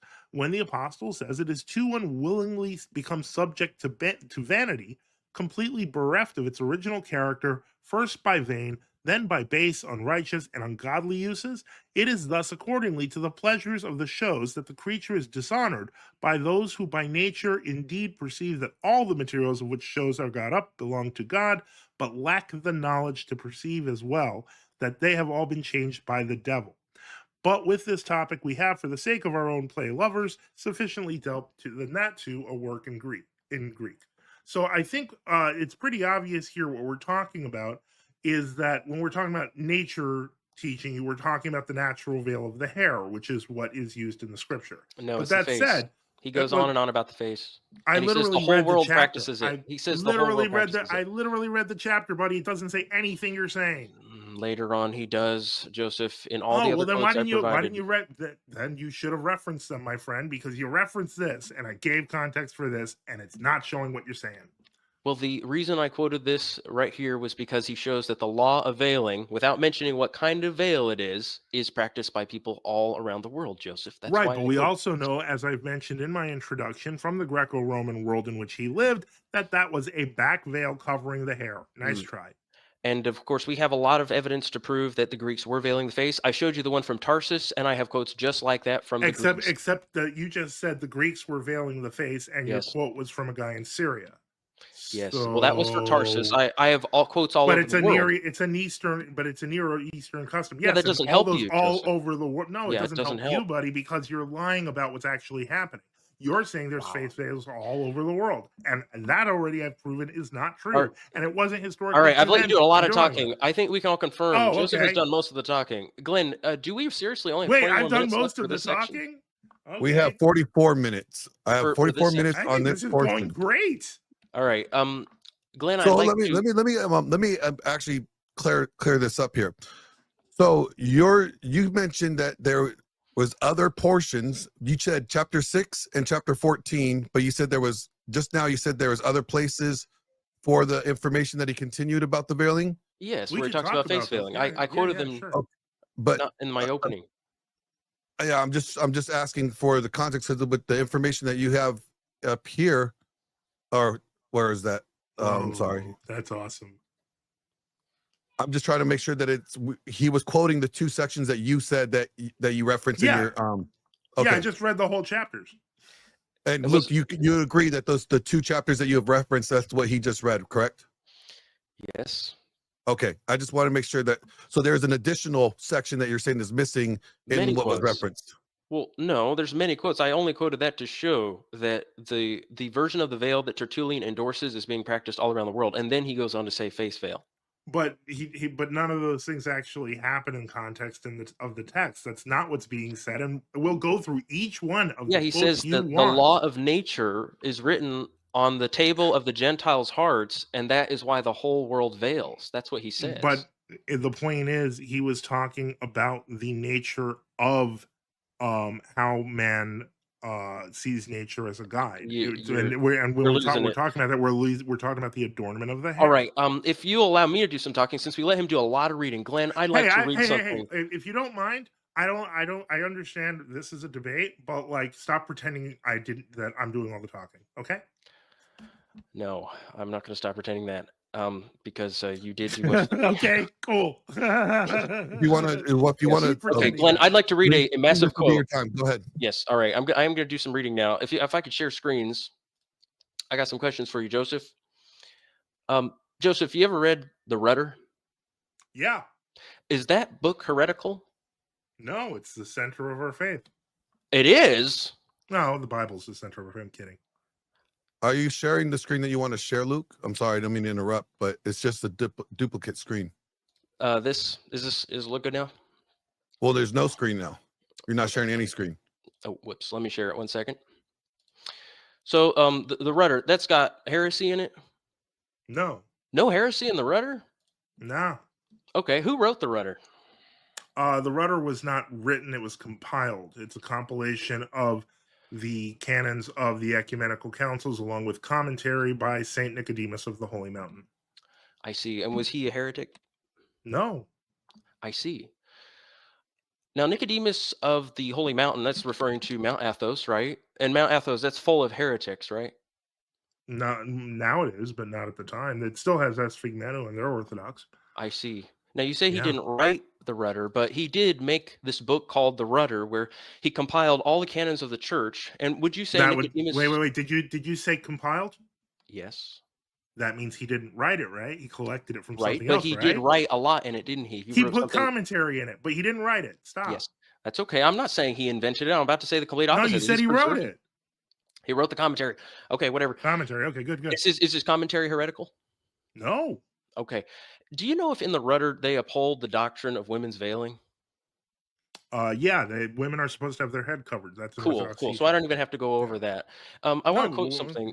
Sure. Nicodemus the Hagurite, who's writing in the 1800s. He says, all the customs handed down by the apostles and the fathers ought to be observed in common by all the churches, and not some of them by some churches alone. Is he right in that?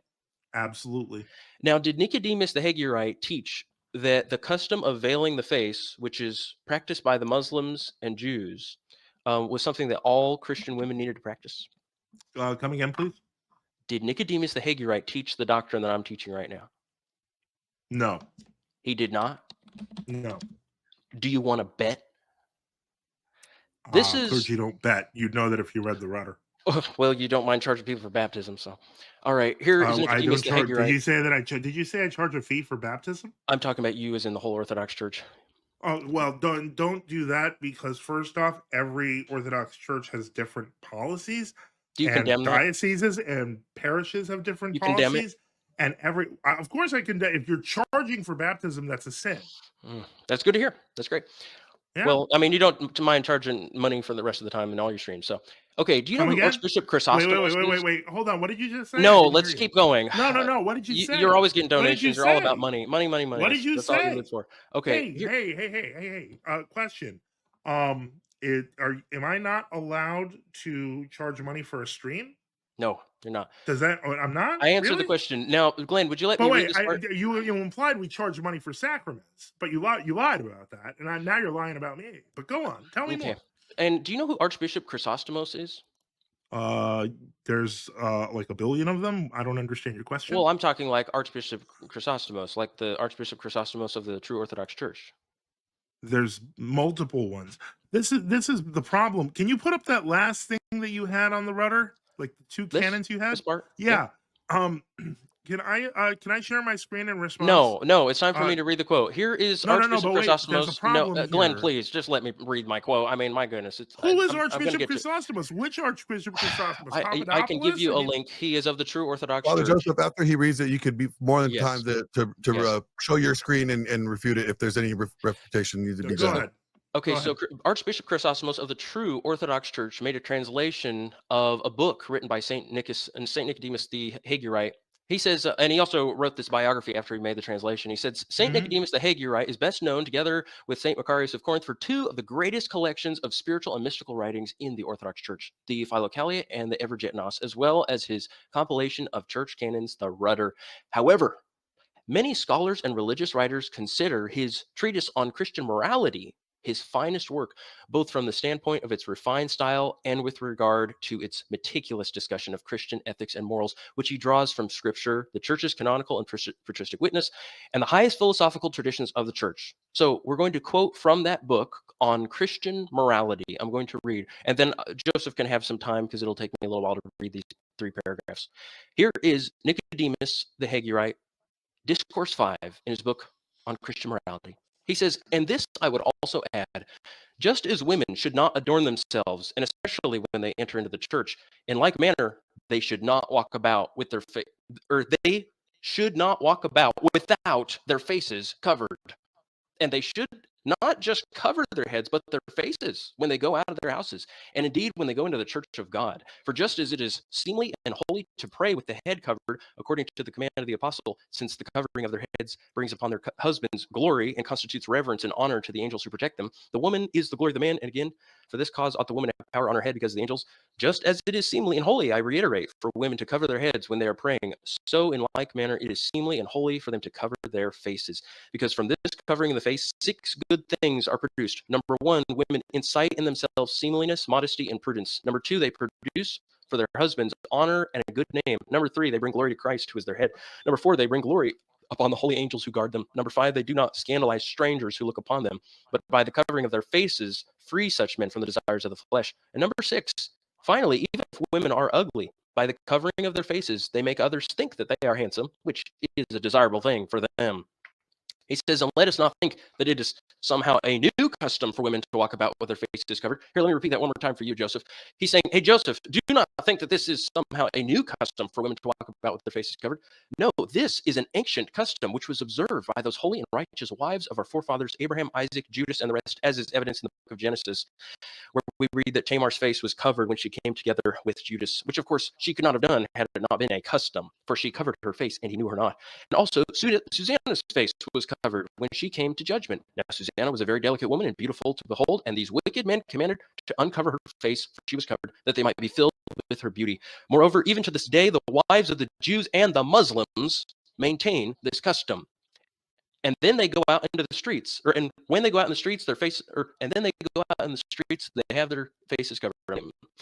That while the pious women of these races should imitate the good and holy custom of these ancient and righteous women, the wives of Christians do not wish to mimic them. Is it not shameful and disgraceful, Joseph, that the unbelieving and impious women should go out with their faces covered so as not to bring scandal upon those who look upon them, while Christian women walk about immodestly with their faces uncovered and necklines open, causing scandal and damnation in this way to onlookers? In fact, with good reason did St. Paul say that those nations who do not have the law nevertheless follow it naturally, whereas the wives of the Christians who have both the law and the gospel do not wish to follow the law, but do that which is unlawful. For this reason, they will be more harshly judged than those of other nations. For as many as have sinned without the law shall also perish without the law, and as many as have sinned in the law shall be judged by the law. For when the Gentiles, which have not the law, do by nature the things contained in the law, these, having not the law, are a law unto themselves. Therefore, I ask you, my Christian sisters in the Lord, to employ this upright custom and to cover your faces. He's saying cover it just like the Muslims and the Jews. Cover your faces when you go out from your houses, and indeed when you go to the house of God, so as not to occasion scandal to the men who see you. For when perchance women are reading some sacred book, they must be veiled in order to show by their exterior appearance. Are you reading past that's not on the screen or something? Or why? Can you not see what I'm reading? Oh, I see it. I see it. Never mind. For when perchance women are reading some sacred book, they must be veiled in order to show by their exterior appearance the inner piety of their hearts, as the divine Chrysostomo says. Now there he's talking about John Chrysostom. We immediately compose ourselves and wash our hands when we wish to pick up the Bible. And a woman, if she is unveiled, immediately puts on a covering, displaying a token of her inner piety. Do you see that the outward appearance proclaims the inner piety? If, as I say, women should be veiled when reading sacred books, how much more so should they be covered when entering into the house of God to pray, since the external covering reveals the inner piety of their souls? For if you should disobey in this, Joseph, if you, your wife, your daughters should disobey in this, as I said before, behold, how on the day of judgment you shall have as your condemnation the example of the wives of the Jews and Muslims. For they, for all their unbelief and foolishness, nonetheless cover their faces, while you, believers, called to prudence and purity, walk the streets uncovered, on account of which many souls were brought down to hell. That's Nicodemus the Hagurite, Discourse 5, Women Should Cover Their Heads When They Go Out. That is his book, Christian Morality, pages 125 to 128. And you can buy the book. I even give you a link to it if you'd like to buy it sometime. Okay. In the first place, Saint Nicodemus of the Holy Mountain was writing at a time when the church in Greece, etc., was under Ottoman rule. So in the first place, it would be to their benefit, to the Christians' benefit, to follow the rules of the Muslims so that they were not mistreated, etc. Obviously, that quote is not part of the Rudder. It is part of a separate series of letters. And I believe that at the time of Ottoman domination, that Saint Nicodemus would write things that would be how do I put this? Put Christians in better standing with those with those that they are in charge. You said this was a sin to do this. You told me it was vile. You told me it is vile and that I am a Mohammedan. You told me I am a Muslim for doing this. And if you were, no offense, if you were saying this while living in a Muslim country, I'd lay you some slack. Well, look at what he said. Not. Let's not think this is somehow a new custom for women to walk about with their faces covered. He says it's practiced by all the righteous women in the Old Testament, just like I told you. You called me a liar for that. And he says... No, I called you a liar for other things. And he says John Chrysostom endorsed it. Now, do you think John Chrysostom endorsed the veiling of women's faces? I actually would have to see the Chrysostom quotes, and I wouldn't assume that that's correct. Because St. Nicodemus, as you can see from this letter, does make mistakes. And yes, I'm saying he's making a mistake here. Well, the poor guy, he just needed to get more familiar with church history and like church canons and rules. It had nothing to do with that. It had to do with the fact he's a monk of the Holy Mountain. And being a monk making of the this Holy up. Mountain, He's just making this up. He's holding to the highest ideal possible. I'm not saying that virgins weren't veiled. Wait nuns a second. were veiled. Is he saying only nuns and virgins should be veiled? Is that what he's saying? No, he's saying everyone should be veiled like nuns and virgins because that is what the Islamic practice Does he say the Jews forced also upon practice them. it? What? Does he say the Jews also practice it? Yeah, but I don't Did know they that that was practice it? consistent. Maybe at that time they did, but not. Maybe. Well, we know that by the 12th century, as you said with Maimonides, they weren't doing that anymore. And I would argue In they weren't doing European that earlier than countries, that. in European What? countries, Maimonides says they were not doing it in European countries. They were doing it in the rest of the world until recently. Okay. Can you name where in the rest of the Who world they cares? were? Who cares? The fact that it's Wait, from wait, the wait, wait, beginning wait, means wait, that you wait. should be doing it. No, yeah, there are heresies come from the beginning too. They're the first heresies that came There into you go. existence came There hundreds you of go, years guys. early. There you go. This is the But worst there you debate you have go. ever done, Joseph. Look at you saying heresies come from the beginning. I'm feeling pretty comfortable Heresies right now. come from the beginning. Is that the Orthodox teaching? That the universal Um, teaching of the church from the beginning is heretical? Okay, so at the beginning of the world, did anyone rebel against God? So you're saying all the church fathers were rebelling against God. Do you now admit that all the church fathers taught this? No, listen. Hey, dishonest guy. I'm talking about Satan, not all the church fathers, you doofus. Anyway, the Let me point ask you is, something, Joseph. Did yeah, no, please Susanna do. veil the face? Yeah, she did. She did. She's a Jew. Yeah. Was that her Yeah, habit? but yeah, she did that because of the nature of the circumstance of what happened. Did she have a habit of veiling whenever she was in public? Did it say that she had a habit of veiling wherever she I'm did? If she did, I would asking say yes. I would say I don't have the text on me, so I'm gonna. So I'm you're gonna ignorant on the subject. You're calling me vile and evil and a liar, and you're just saying I don't know. Oh no, no. I still think you're vile and evil and a liar. Because of what you're doing to people, and you're trying to pretend that we're living in the 17th century Ottoman Empire when we're not.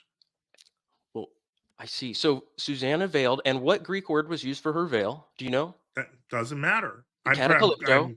Oh, look. Oh, you mean like the calypto veil that you said that didn't exist? Now, what kind of veil did Paul say women should be covered with? What word did he use? Calypto's a verb. Catacalypto. But the whole point is calypto is just a verb that means to cover. What verb did he use? There's calypto or catacalypto. And was she catacalypto? I'm gonna guess yeah. Well, yeah. Probably because that means covered. Yeah, that means covered. And was her face covered? I don't know. What? You just said her face was covered. I just said she was covered. The point is, the term covered doesn't mean the term covered doesn't specify. There's still different variants on the word and how it's used. So even when the word calypto is used, it's used in different contexts from the Hebrew. And in the Hebrew, when they use the word cover, there's different Greek words that are used, not simply calypto. And you're missing that, it seems, quite intentionally because you want to pretend they're the same thing. You want to pretend your calypto veil's real. And now you're trying to say that poor Saint Nicodemus, living under the freaking the yoke of the Ottoman Empire, and trying to be nice, suggesting women should go for that custom. He was also a monastic. So, did he have any access to the church fathers' writings? Did he ever get to read any of the church fathers' writings? Are you being, I'm going to ask, can you stop being, what's the word I'm looking for? Mocking you. Mocking you. Yeah, making I fun was of going to you. go, no, patronizing. He got to read all the church fathers' writings, can you put can you put up the last slide with the rudder? This one? He got to read all the church fathers' writings, and you're accusing him of being ignorant. You're like, poor Nicodemus. I'm not accusing him of being ignorant. Put the last slide up. This one or this one? This is the first one. This is the second one. This is the third one. Okay, before that. Go before that. The one on the rudder. Since you're the expert here, did you notice that in your quotes here, you listed the rudder Canon 17 and the rudder commentary on Canon 20? Yeah. What councils do those come from?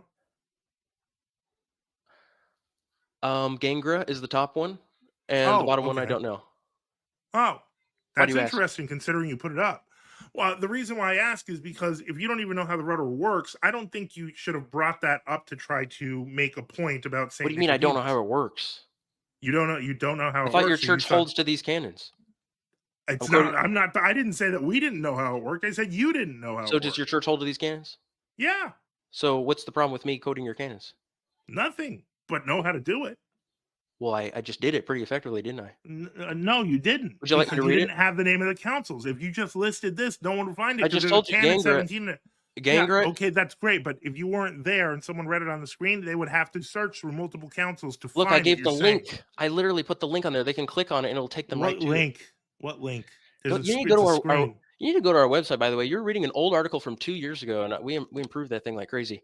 Yeah, that's why you took it down last week. Joseph, you've been so badly beaten already. Would you like Badly to continue? beaten. Oh, Yes. Come on, man. So you called us vile. You said we're Muslims. Do you think it's Muslim to veil the face now? Do you think it's Muslim to veil the face? I didn't call all of you vile. I called you vile. You said it was vile for a man to require his wife to wear a veil. Yeah, I think it is vile. In an American society, I yeah. think that's going to cause problems. I think that you're purposely. I don't agree with it.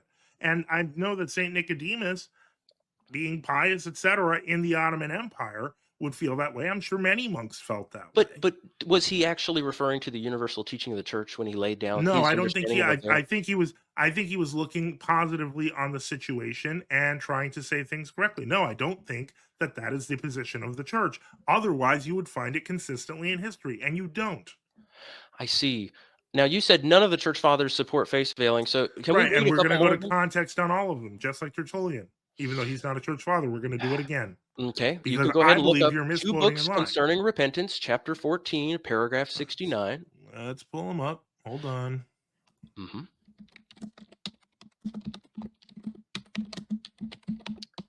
Father Joseph, are you going to want to share your screen? As soon as I get it up, he said chapter 14, paragraph 69. Yes. Okay. Ambrose of Milan. I can actually give you a link to the book if you don't have it. It's kind of hard to find online. It's not hard to find. I found it because you said book 2. Here, I'll get it for you. No, No, Chet. Why do you? it's actually, I'm sorry. It's 2 books concerning repentance, chapter 14, 69. And just do a word search. Word search is really easy. Say, Okay. just do this. Let custom itself teach us. Look up, let custom itself teach us. You know what's funny? I have it on the screen and I didn't have to search. You're not as good at this as you think. Sharing screen.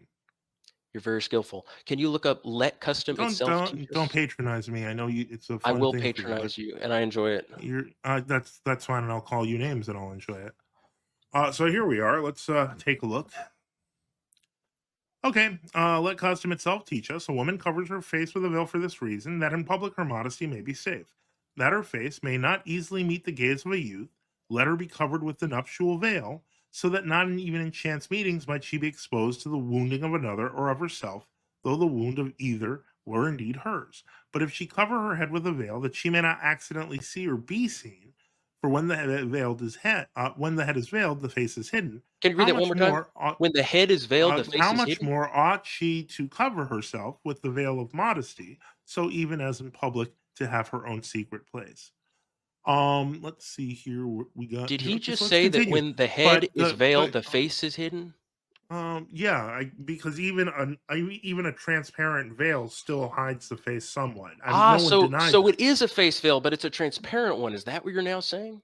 Yes, I've been saying. I pointed that out with China, and I pointed that out with multiple places. Guys. We've made so much progress. Joseph is now saying it is a face veil. I said I said that at the beginning, and I pointed it's to a your face essay veil. that said it was, and I pointed to your essay saying it was a burqa.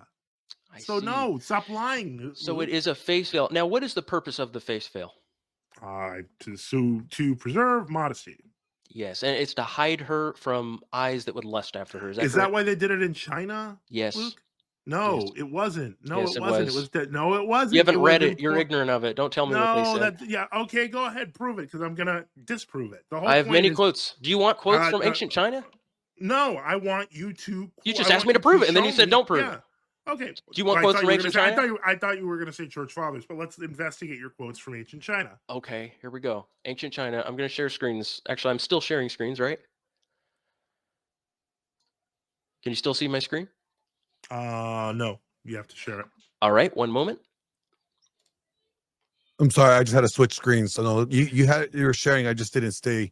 I didn't have it up there yet. I got you. I have a question. I have a question about this. Yes. Before it goes any further, what does ancient China have to do with the Christian theology and his argument on is that faith failings? That's his a good argument question. is that yeah. I'll tell you, it is just like Paul said. He says, "Does nature itself not teach you?"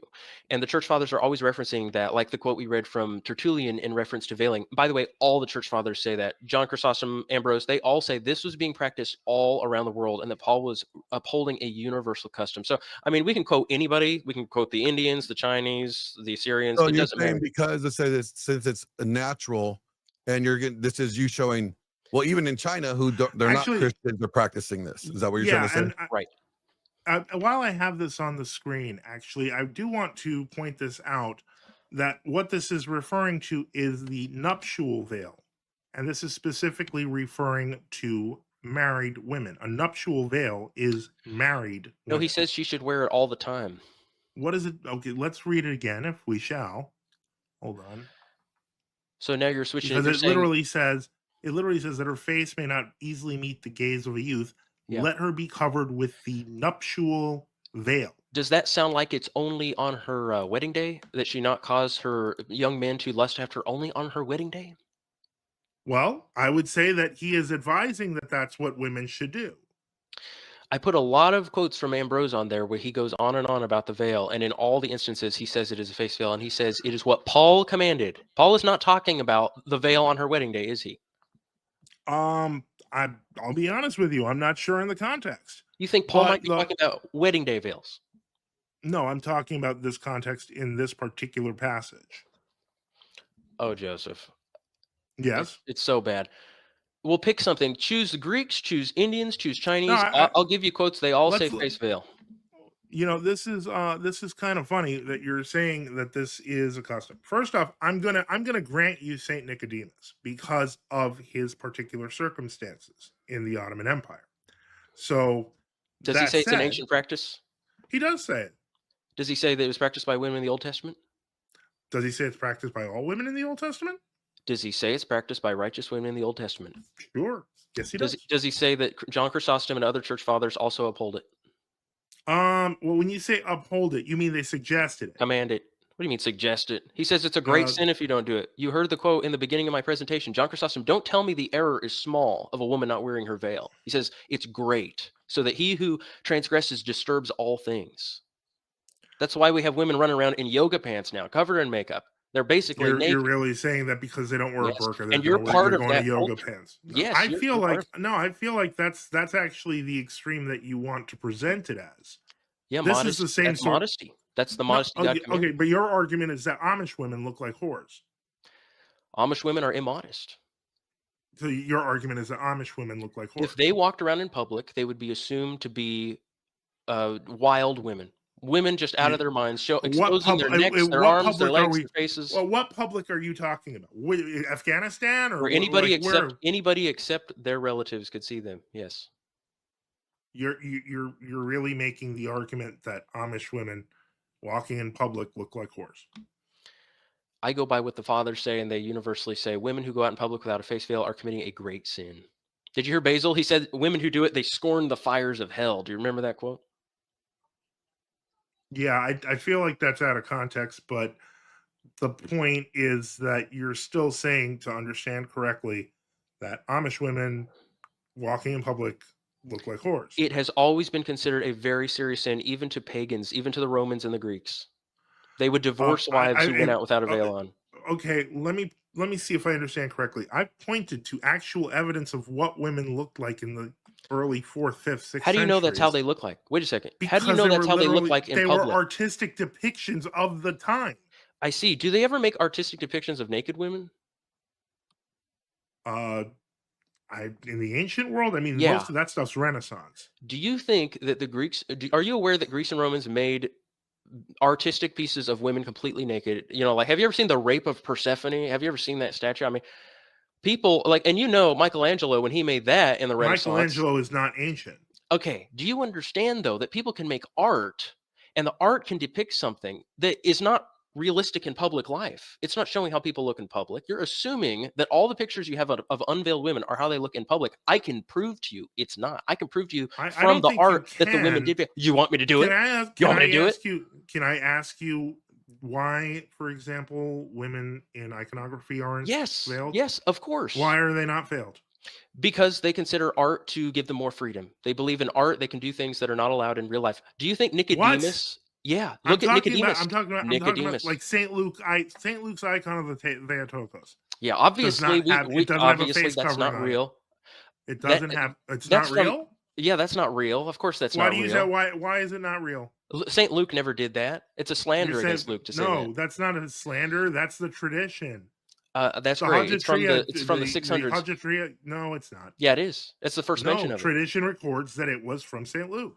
So you believe that the evangelist Luke painted Mary? By the way, we are getting sidetracked, but I will just answer this for the public because I really such do an want obvious to slander. get to this. So you It's not a believe then slander. that the apostles and Luke made icons of the Virgin Mary and I disseminated them believe around the the churches? apostle Saint Luke made the icon, the Hajjatria icon of And the tell Virgin me, Mary. Joseph, tell me, at the Second Council of Nicaea, when they were bringing forward their best evidence, I mean, they were desperate. They brought forward so many fake quotes that we now know are total forgeries. No, a lot of them they are were true. Oh, a lot of them. So you're admitting a lot of them are forgeries. So I anyway, know I'm not. I'm none not of them. admitting any of Wait, them are. I'm not none of admitting them. any of them are forgeries. None of them. No. I can show you articles where the Orthodox all admit that a lot of them are forgeries. Okay, but anyway, you're talking about I got a modern question. world Orthodox. No. Okay. But anyway, Joseph, anything in the council is true. Joseph, I have a question for you. Sure. What do you think is? I mean, you brought it up, and the reason you brought up Mhm. Luke painting Mary is because you consider that to be one of the greatest proofs of. No, I didn't say that, but you just said it's a slander brought it against up. Saint Luke, and it's a lie. You're lying. You brought it up. No, it's So, part of our tradition. I have a question for you, Joseph. Sure. If Luke really did that, why is it that there is not only no mention of it for so many centuries, but why is it that at the Second Council of Nicaea they don't bring it up? Because I don't think it was that big of an argument. It's just an icon What are you of talking many. about? There are lots of icons. It was made by Like, Luke the Evangelist. Yeah. So if it was to be venerated from the beginning, as you believe it was always being venerated, don't you? Yeah. Okay, so that would be your best possible argument to have Luke the Evangelist, the gospel writer, I making didn't an say icon that. that was No, being I venerated. don't think that that's necessarily a great Joseph, argument because, of course, Joseph. heretics before at that time would have said no, Joseph, he didn't. Joseph, Just like you. if it really was ancient, why is it that in 787 at the Second Council of Nicaea they didn't bring it up? Because they brought up all the other fathers talking about actual arguments for why the icons were venerated. Well, the actual Did reason you think it hadn't been wait, invented Luke, yet. Hold That on, hold on. stupid Hey, fake Luke. story. Hey, Luke. How about this? Call me Luke the is there any Evangelist. part- I'm calling you Luke the heretic. I mean, all of the how come can you show me any part of the Council of 787 where they had to bring up icons, like all of them in mass, to show that these are real icons? Are you still on the they? subject of veiling? No, we're not. I have no idea but what your question is. You kind of went into the alley of saying that St. Luke didn't write the icon, and your proof is the Seventh Ecumenical Council didn't mention it. They also didn't mention Our Lady of they would have brought their best Our evidence. Lady of the Passion, but like that doesn't mean anything. It's nonsense. I'm not sure what that is. Yeah, pretty damning to them. That if it really were ancient, they would have been talking about it all the time. burqas. I'd believe in it. I'd believe in it. Right. You like Yes. burqas. You hate icons. You sound very familiar. So I want to answer your question. Then your question was, why is it that we have so many pictures of unveiled women if they really the required... icons are all unveiled. I know that. That's why I said, why do we have so many icons of unveiled women if the church really required women to veil their faces? And the answer is, in art, in Greek art, Roman art, Christian art, like with Nicodemus the Hagarite, who totally endorses icons of women with exposed faces, they can have one standard for art that's different from why are living you women. attacking Saint Nicodemus if you like him so much? Did you hear my point, Joseph? Somebody can have a requirement for real living women that is not the same as how they depict things in art. They can show things immodest. Like, you remember in the Dura Europos house, they show naked women on the walls. Are you aware of that? No, I wasn't aware. Well, they have naked women on the walls.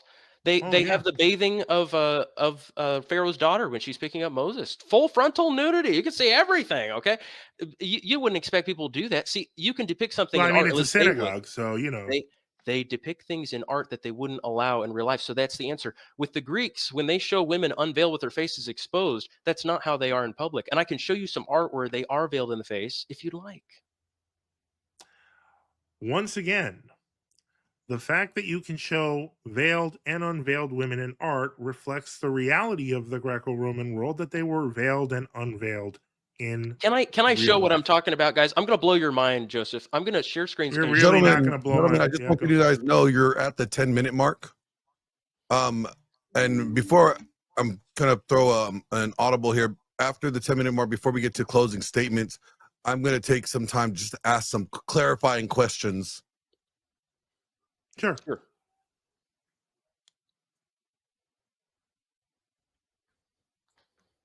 So please continue. You have 10 minutes. I'm sorry. Oh, we have 10 more minutes. Can I share screens and show you the veiling Greek women? Can I show that to you? Yes. Okay, here we Yes. go. Sure. This is something Go the ahead. whole world will see. You guys are going to love it. Okay, here we go. Okay, everybody see my screen here? Not yet. Okay, we got tons of quotes from the Greeks, which we can't go over today. Too many. They all talk about face veiling. They say it was a requirement, so we're going to skip them because we don't have time. Okay, so I want to show you, this is their veiling style.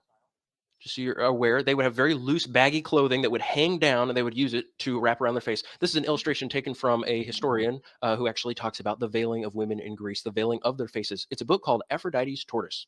It's a great book. What's it called? Aphrodite's Tortoise. And it's by an actual reputable historian who talks about the veiling of women in Greece. And there are other books like it. So you're going to ask the question, why are there no Greek statues of veiled women? Well, there actually are. There are tons. And they're doing the same thing I'm talking about. They're taking that loose clothing and pulling it over. It's not like a separate, like, square piece of cloth like you see with Muslims. For them, it was different. Sometimes, most of the time, it was a big, loose piece of clothing. So I want to show you something. Do you guys notice anything interesting in these pictures? Do you notice anything, Joseph? What's this woman's hand? What is this? What's she doing with her hand? What's she reaching up? Why are all these women reaching up and grabbing the clothing? Here, let's look at another one. What are they doing, Joseph? In all these statues, the women are grabbing a loose piece of cloth. Look how long this piece of cloth is. What's this for? What do you think that is? Here, let's look at another one. Look at this. Why are all the statues depicting these women where they're grabbing the loose cloth next to their face? What is this? What's going on? Here, let's look at another one. Wow, why are so many statues showing the women? See, you think these women are veiled, but in ancient times, they considered this to be the unveiled state of a woman. Look at this. You see this long piece of cloth? She just unveiled herself. Historians and archaeologists refer to this as the veiling gesture, or sometimes they call it the unveiling gesture. In so many statues, the women are shown unveiling themselves. See, she just unveiled herself. She just took this thing off that used to be wrapped around her head. She's unveiled. Do you think this woman is veiled right now? She just let that thing down. So actually, when you go to the art, it proves they were veiling the face. But you're going to ask, well, why would they be so immodest? Well, whatever it is with these artists, the artists like to make naked women. You just have to understand, if a person's really rich and they can afford to have a huge marble statue made of them, they're going to want to show off how pretty they are. By the way, usually these statues are found in their houses, or sometimes they're found in mausoleums after they've died. So they're not actually showing the woman either in public or while she's alive. They're in private residences, and it's only rich people. By the way, guys, rich people have never been the standard to judge a whole society's modesty off of. Can you imagine if aliens came to Earth and they decided to go into Kim Kardashian's closet and they're going to judge all of us by her modesty standards? We could actually cut you there, because the whole point is, I've already explained in China that veiling was common among aristocracy. You're simply proving the point that among Greeks, this was a common thing among aristocracy. I can prove it in China too, if you like. I know you can, but the point is, the aristocracy do not represent the regular dress of people. That's what I just said. That's my point. These are statues of rich people. The regular person never had statues of unveiled faces. They never had that. That was only rich people. You can't prove that the regular people had veiled faces. Do you see all of these? Do you think these are veiled women? See, that's your misunderstanding of history. All these women are unveiled. That is the Greek understanding. It totally is backed up by the writings of the Greeks. Yeah, but it's of the aristocracy. So are you going to abandon this argument now? You're saying the art says the women didn't veil their faces? I'm not saying the art, because we're both selectively using the art. What are you talking about? I got these from a very reputable book about the veiling of women in Greece. Yes, I know. It's in JSTOR. I see that. And it's talking, and you mentioned it was about aristocratic women. Mm-hmm. Yeah, regular women could not afford to have these statues made of them. So you're saying, I know that regular women didn't veil themselves because I found super rich, wealthy Kim Kardashian women making statues of their faces. So right, you actually tried to make an argument from that, saying that if aliens were looking at rich women, that they would then determine, this is my point. Yeah. That you're taking selective evidence. You keep doing this. Excellent. You did it with China. No, it's selective evidence. You took it with China.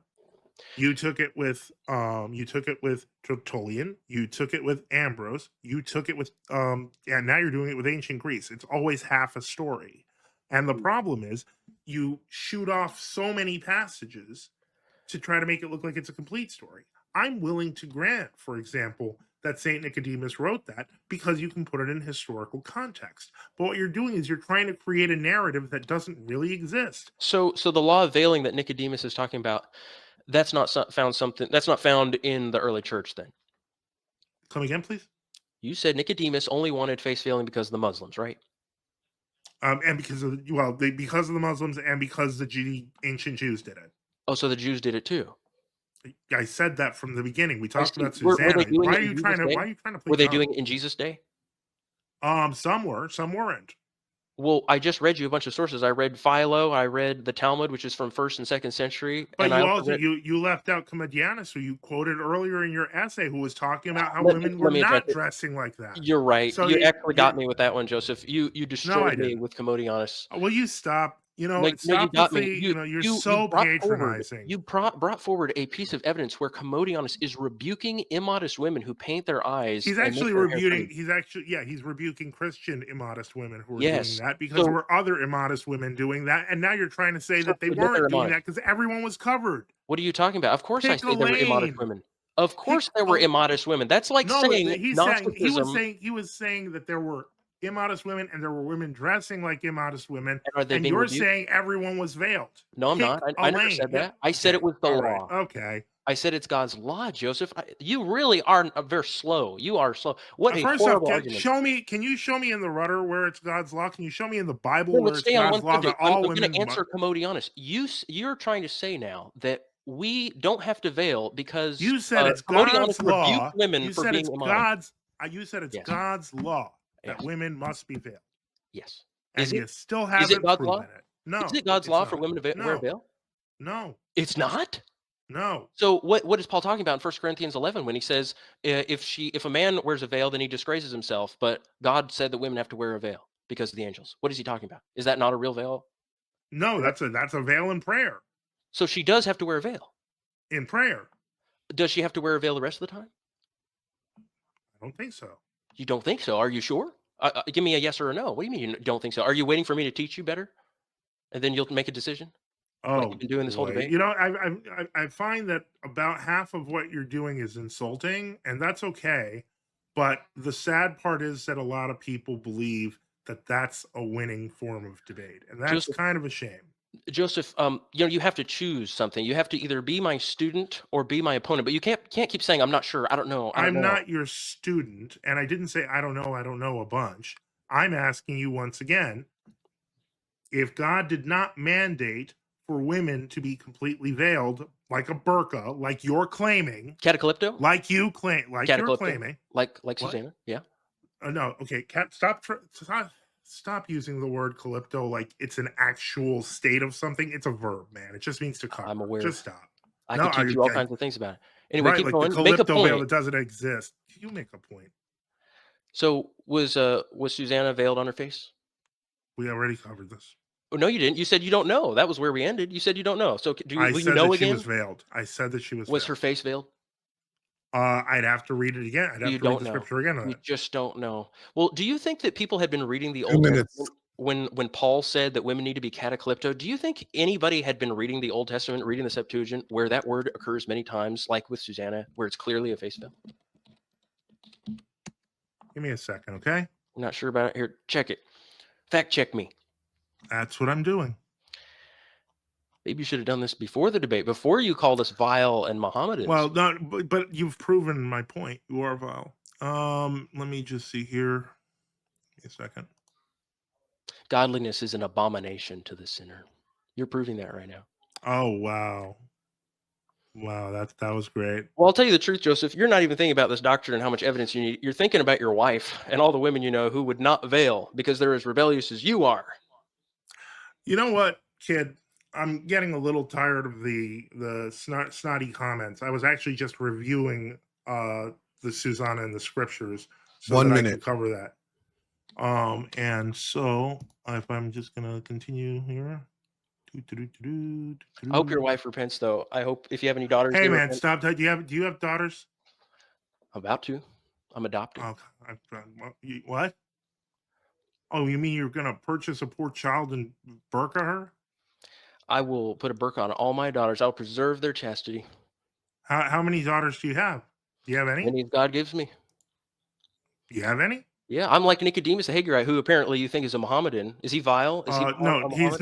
not. He's a monk. Are you a monk? Are you claiming to be a monk? I'm just like the early church. I'm obeying the early church. I'm an obedient child of my mother church.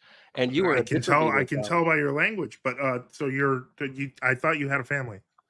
I sure do. My wife Vale, she's a very modest woman. Would you like to see a picture of her? You gave no, I don't. Good, because I wouldn't show you one. What? I wouldn't show you a picture of my wife. That's very immodest. I never asked for one, and I don't want to see a burqa. You shouldn't want to. You wouldn't get to see anything. Gentlemen, that is time at this moment. Okay. Before we actually go into final closing statements, for the audience and probably myself, for getting some clarity, I have acquired some questions I want to ask both of you. I'm going to first address Luke, if you don't mind, and to give me some clarity, and also the audience some clarity before I ask Father Joseph any questions. Sure. Luke, my first question for you, sir, is that I would like some clarity on where Tertullian argued for veiling head and hair, even for virgins. Where does he require face concealment? Would you like me to share screens? That's fine. All right, I'm going to share screens. Usually when they go over Tertullian's quotes, they say Tertullian's too extreme. So Joseph is unique. That's why he's not a church father. I'm just willing to engage his words. All right, here. Let's go down here to Tertullian. So here's the first one that we had on the screen. I'll go into present mode. Okay. Oh, whoop. Okay, I'm going to use my buttons now. Okay, here's the first one. Can we go back to the top, like the first one? Yes. Thank you. This is the one where he says that this law is being observed by people all around the world. He says it's a law of nature and that God has engraved it on the natural tables of the heart. So now he hasn't mentioned whether it's a face veil or not. So can I go to the next slide? And there's no clear face veil yet. Right. Okay. That's not the emphasis of this quote. So here's the next quote. And he says in the red part in the middle, he says, for indeed is on account of the angels that he said, women must be veiled, because on account of the daughters of men, angels revolted from God. He says, this custom, in short, even Israel observes. But if Israel did not observe it, our law, amplified and supplemented, would vindicate the addition for itself. So this is a book. This is actually a different writing. Real it's quick, not later I'm in the reading same writing. the top portion. Mhm. It says, every woman, said he, praying and prophesying with head uncovered, dishonors her own head. But there's nothing about the face. I'm not seeing any. Right. I know. Remember, we're emphasizing different things in different quotes. So I'll go to the next one where he goes. My question was clearly addressing the face covering. Okay, I'll go right to it. He talks about the angels falling because the women were too beautiful. He says, it is right that the face, which was a snare to them, should wear some mark of a humble guise and obscured beauty. He says, let her then maintain that character wholly and perform the whole function of virgin. What she conceals for the sake of God, let her cover quite over. Why do you denude, meaning why do you make something naked before God, what you cover before men? Will you be more modest in public than in the church? So he's talking about some women who would come into church and they would take off their veil. And he's saying, be veiled, virgin, if virgin you are, for you ought to blush. If you're a virgin, shrink from many eyes. Let no one wonder at your face. So he's saying, hide from the eyes of people. So he's talking about the face. That would be veiled virgin. Yes. That would be a but virgin. Throughout this, that wouldn't. Yes. Let me ask my question. A virgin is is a distinct meaning, right? As the definition of something. Yes. So is that virgin all women or just virgin women? In these quotes, he is mentioning that the virgins should veil their faces, but we're going to get some quotes now from a book he wrote called On the Veiling of Virgins. That's the name of the book. That's also virgins. And in the book, he is saying that some of the virgins are not veiling themselves like the married women. He's saying the married women are being veiled. They're veiling their faces. But he says the virgins are not veiling their faces because Paul didn't say virgins should veil. He said women. And they're saying women are married women, so we don't have to. And Tertullian wrote the book On the Veiling of Virgins to say, no, all all of the women, including virgins, need to veil, not just married women. That's why he emphasizes the veiling virgins. But he says the married women are already veiling the face and are required to by God. Let me show you those quotes. Here's the next part. Oh, yeah, On the veiling virgins. that was because you mentioned Paul. I did have a question based off of Paul. Where does Paul require face covering? Is there a specific scripture you could reference for me too? Well, when we hear that word catacalypto, when we hear veil, we're not thinking of veiling the face, because we have practices where the back of the head is covered and we call that a veil. But in their language, that word catacalypto is the most extreme version of covering something. It's a verb that means completely covered from top to bottom. So they understood that that was talking about a veil, especially because the word occurred so many times in the Old Testament and in Greek culture. And Paul was writing to Greeks, so they knew what catacalypto was. What about in 1 Corinthians 11? When he's talking about clearly he's does Paul ever use the word that ambiguously means veil the face, eyes, nose, and mouth? And which word would that be? Catacalypto means face. It automatically means that. It means completely covered from the top to the bottom. It doesn't mean an ornamental covering that just sits on the top. It has to come down for it to be They said catacalypto. it's covered entirely, right? Right. And the That's church what it fathers, means. So they then, give that definition. You want me to show you? my only other question I want to ask about that is, why does Paul specifically specify head instead of face? Perfect question. That is such a good question. You see the slide I have on the screen right now? Mm-hmm. Paul said to veil the head, not the face. So a lot of people say this. Now let's hear some experts in Greek. By the way, Ambrose wrote some of his books in Latin, but he's an expert in Greek, so he knows what all these words mean in the original language. Well, I have a question though. We're still talking about. Oh, can you say that a little bit slower? I'm a little dumb, so just a little slower. Sure, what was sure. that again? Ambrose is our first quote. He and John Chrysostom and others are going to give the definition of the word veil, that word catacalypto. Okay. So some people think that just because Paul says the head should be veiled, that means the face doesn't have to be. They're saying these are two different words. So if Paul says head has to be veiled, that doesn't mean face has to be veiled. But we know the church fathers saw that distinction. They know the difference between the word head and face, but they understood if you catacalypto the head, that means it has to start at the head and go down, and it has to cover the whole head starting at the top. Let me show you some examples. Here's Clement of Alexandria. Are you saying that they're supposed to look like when we were kids, we would put sheets over our heads and be ghosts? Yes, that was an acceptable form of veiling that was very common. The Greeks did that sometimes. But they also, as I showed you, sometimes they just have loose fabric and they'd wrap it around their face like that too. And of course, it would be wrapped on the top too, but they just have a little opening for the eyes. So they could either make it hang down, and I have some illustrations. Would you like to see some illustrations of the hanging version? Because that also is found in ancient Greece and Rome. And we know that specifically was what the men were doing. That's what Paul was rebuking. He said men shouldn't be veiling themselves. Let me show you real quick here. Okay. By the way, we have lots of instances of this throughout the Bible. And I don't mean to ask. I don't have more questions. I have one more questions after this, but then I have a few questions for Father Joseph. And yes. then You see these illustrations? Yeah. Looks like a hood. Exactly, but it's a very low hood. It covers most of the face. Maybe you can see like the mouth. Man, I got hoodies like that. Exactly. It's dark in there, so it's obscured, just like it's supposed to be. The woman's not showing her beauty to anybody, and this counts. Is that part exposed? The face part would be exposed in no sense, right? Well, with this version, yeah, but it would be dark. It's pretty pitch black in there, so you can't really. But that would be considered okay, even though Absolutely. even though it's pitch dark, her face still could be exposed. That's right. That would be acceptable. Absolutely. Okay. Yep. All right. This is my only other question. You said in the beginning, if I'm correct, you guys have been established for 10 years now, right? My friends and I, my oldest friends, have been reading the Church Fathers for 10 years. Yes. Okay. So you are, and this is more of a overall question here. You are saying for the last over 2,000 years of understanding of church history, yes, the church has been heretical, and you and your friends 10 years ago have come across this revelation that the church has been overall heretical for the last 10 years. We don't say that the church has been heretical for 2,000 Well, I mean, like if they're not practicing this, they'll be practicing, being heretics, right? You've even called, but we said you were just chastising Father Joseph's wife, and if he had daughters like doing this, like they need to repent.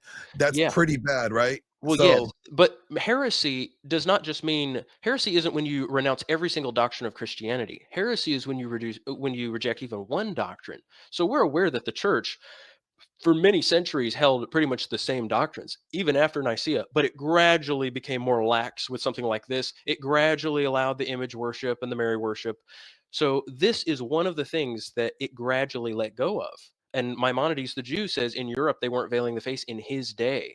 And that was gradual. Once you get to the 1800s and 1900s, it's just disappearing off the face of the planet. But before that, it was more common. So this is an example. We're giving an example today of a heresy of the Orthodox Church and of all the churches, and we're showing that the church has completely forgotten about a doctrine that God has commanded.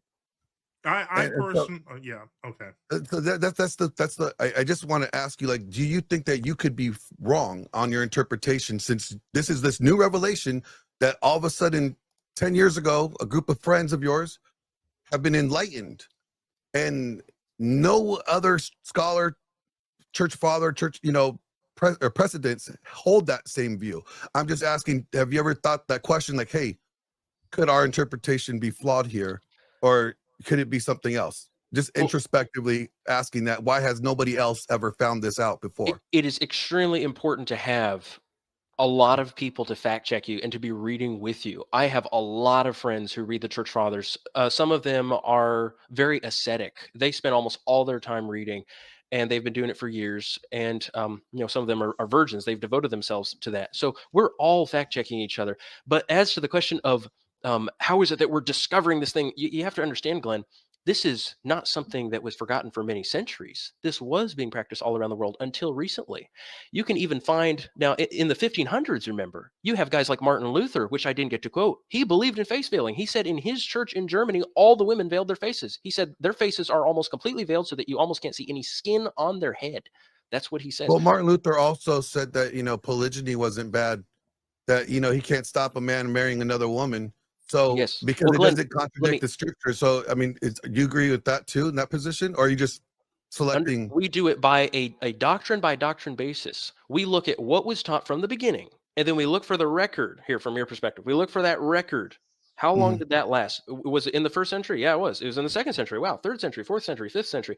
And with some doctrines, they fall off earlier, like in the 700s. Most of the church decided, well, actually 800s, they decided they're going to start worshiping images. But with other things, it took a long time for them to turn into a heresy. So with veiling, that took a much longer amount of time. Okay. Thank you. Father Joseph, Yeah. when it comes to the translation of the head covering, again in First Corinthians, it talks about the head covering the head. Some reference, like, wouldn't the hair count as covering, because they tell them not to cut their hair like men, right? And for men not to have long hair like women. There's an argument for the hair is considered the covering. Hair is the hair is the natural covering from God. Yes. But what we find in Corinthians, when he's talking about the covering of the head, that is an additional covering or a veil, but it's not necessarily a face veil. So that's what I would say there. But yeah, so a woman should keep her hair because it is the natural covering. But in church, she does wear that we interpret that in church to be the additional veil.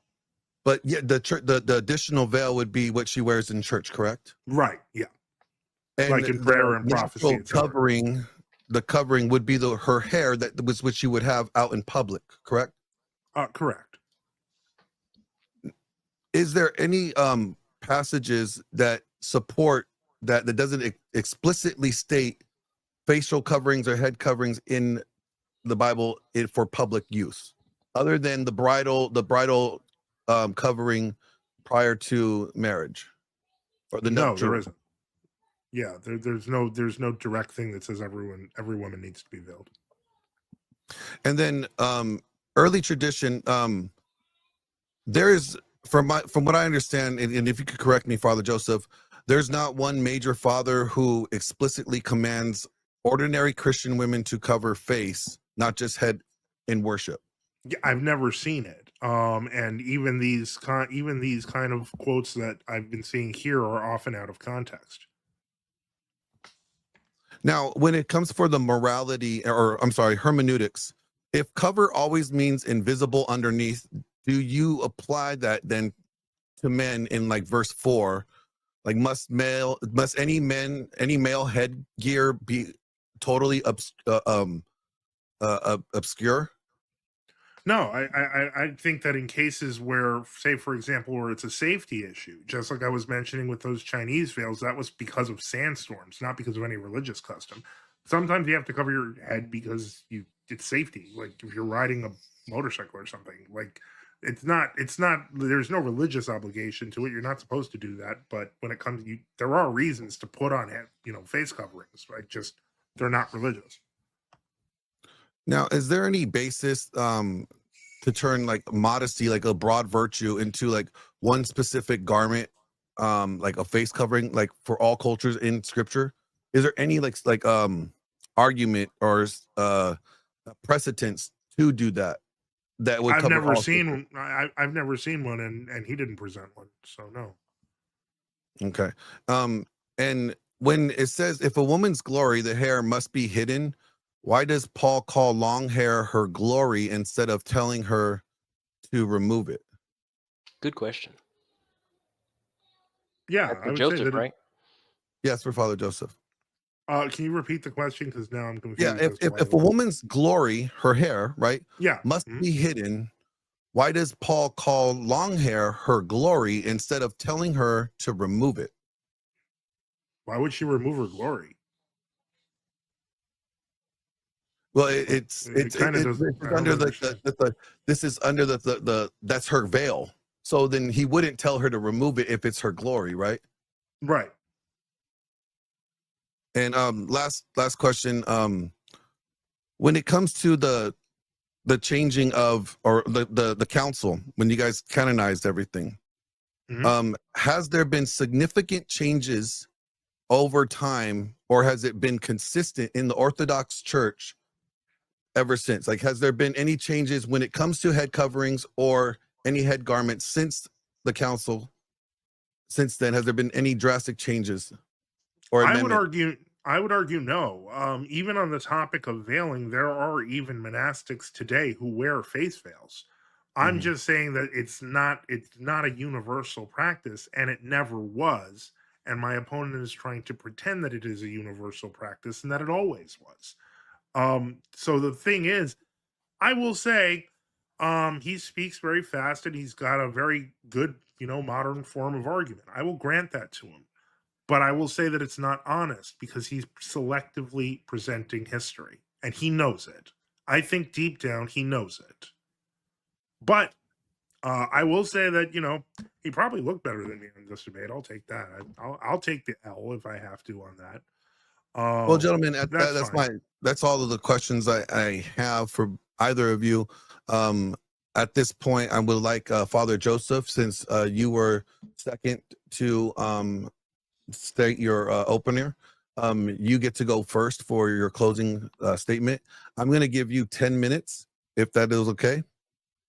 Yeah, that's fine. Okay. Just, let me go ahead and get let me go and get my timer started, please. Yeah. You could begin at any time, sir.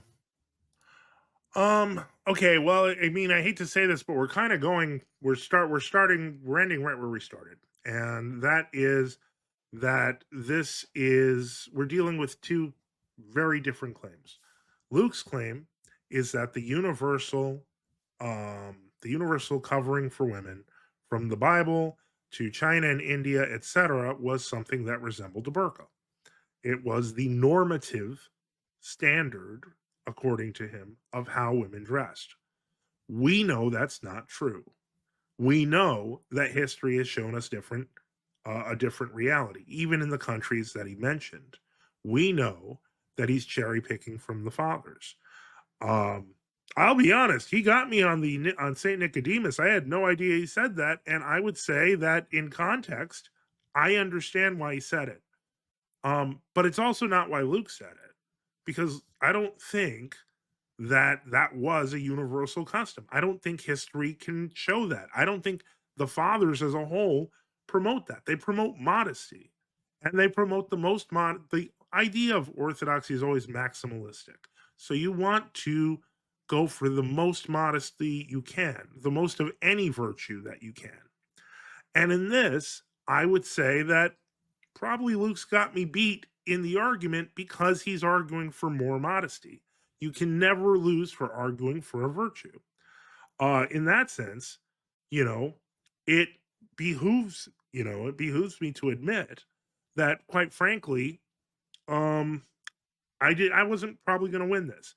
Uh, Unfortunately, the problem is that the young man next to me is also filled with pride, calling on my wife and daughters who he doesn't know to repent, calling on me to repent. He has arrogated to himself the office of the church while not defining when the church fell. Granted, it wasn't the purpose of the argument, but what does do is, let me put it to you this way: you can't claim an apostasy if you say this person, this person, this person from centuries after the alleged apostasy are agreeing with you. If your ideal is modesty, that's fine. And I understand that. But if your ideal is to use modesty as a way to try to claim the mantle of the church, even when the meaning and the definition of modesty is considerably broader, then you're actually doing something wrong. You're basically proclaiming modesty, but really what you're doing is you're capitalizing on pride. So the problem is that I would say that probably, and I'm going to admit it. I'd say this. I personally felt this debate was an even wash, but I could see how especially younger people might say I lost because I didn't articulate that well. I didn't have a great act going. But in all honesty, I don't think that Luke really proved the truth. Putting a bunch of quotes, and as we went through them carefully, it seemed to me that he became more and more angry, which to me was a sign of pride, but it didn't really say what he was saying. And I think that, unfortunately, most likely he's going to take this as a win. And that's sad because it means he learned nothing. He wanted to call me a student, but he didn't bother to look at what I was saying. The point is, you need to consider, Luke, and those of you in the audience who are on his side cheering him on, that maybe you aren't reviewing all the evidence, that maybe you are selectively blinding yourselves. And past that, I'm not going to say much else. I don't think he proved the case that there was a universal that existed. I think he knows that in reality it's more complex, and he's presenting his side. That's okay though. I still I kind of feel sorry for him because you are a smart guy, Luke, but you're still wrong. Father Joseph, are you conceding the rest of your time? I didn't know how much time I had. Didn't get. We have another 5.5 minutes. That was only 4. I mean, if we have another 5.5 minutes, then sure, I'm not going to concede that. That's plenty of time. In that case, what I will do is reiterate some things from the beginning. The Greek verb kalypto is a generic word referring to covering. It can be used in a number of different ways, and St. Paul uses it and modifies it in different ways as well. It's used in a variety of contexts. It's not always a reference to clothing. Most of the time, as a matter of fact, in the Old Testament, it isn't, something that Luke concedes, but at the same time tries to claim that it is metaphorical or similar. And so we know, for example, the things about China were true. He's going to show, I assume he has quotes from some philosophers, but if we know that there were historians back then saying that the people rebelled against wearing them, so on and so forth, you have to be realistic with each of these topics, and I don't believe that he's addressing them seriously. I was looking in New Advent at the actual homily on the screen that he's talking about. And so, I'm looking at it and I'm trying to figure this out. Let's see here. Give me a moment. So he mentions, for example, in this, in homily 26, he mentions that they used to pray and prophecy unveiled and with their head bare. So this is a reference to being in church. And so that is in the section for 1 Corinthians 11:2. Let me see here, and we go further, and then it says, let's see, for exchange of garments be not lawful, so that neither should be clad with a cloak, nor he a mantle or a veil. So a man shouldn't veil, we know that. Okay, a woman unveiled. And I'm looking here, and I'm trying to see if I can find anything that says anything about her face. Let me just try searching face. And I have a strong feeling, yeah, the only reference is shamefacedness. So the point is that he's presenting things selectively to present his teaching as the truth. But when you actually read the fathers in context, like I did this time and the other two times when he got real mad, it doesn't say what he really is saying. I mean, the problem is I started by calling him a liar. And I just don't see how my opinions changed at all. So again, I feel bad for people who have fallen under this spell. Because unfortunately what's going to happen is they're going to start realizing that a lot of what he's saying is hot air. And I would recommend to any young person who understands this kind of style of super fast debate, this kind of blood sport thing. I'm an older guy. I did not expect kind of the strange behavior I got, but yeah, I'll just there. I think I can cut it off here because the point is my job is to defend the truth, not to argue for the sake of arguing. All right, I'll stop your time with 1 minute and 44 seconds remaining. 1 second, and I will go ahead and start your time, Luke. Before we go there, I wanted to at least ask both of you, would you like to answer any questions from the audience after your closing remarks? We could I'm good with it. Sure. Since we have not gone over the 3-hour mark, and if there's any extra time over after the Luke's point, we'll hit the 3-hour mark. But if both of you want to answer or will be willing to answer some questions from the audience, we could make the link available to them, and we could take a couple questions from the audience to get clarity. Yeah, we appreciate that. Thank you for staying on for extra time, Glenn. Not a problem. Go ahead, Luke. Whenever you start talking, I will start the timer. Okay, I will go ahead and share screens here. Just a second. And would you just let me know when I have 5 minutes left and 2 minutes and then 1 minute? I would appreciate that. Absolutely. Okay.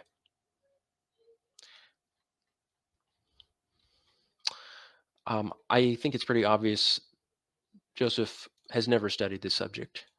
And he was very impulsive and unwise to a degree that you wouldn't expect from an old man, as he said he is an old man, to condemn people for studiously studying the early church fathers, carefully going over all their statements and trying our best to abide by the ancient teachings.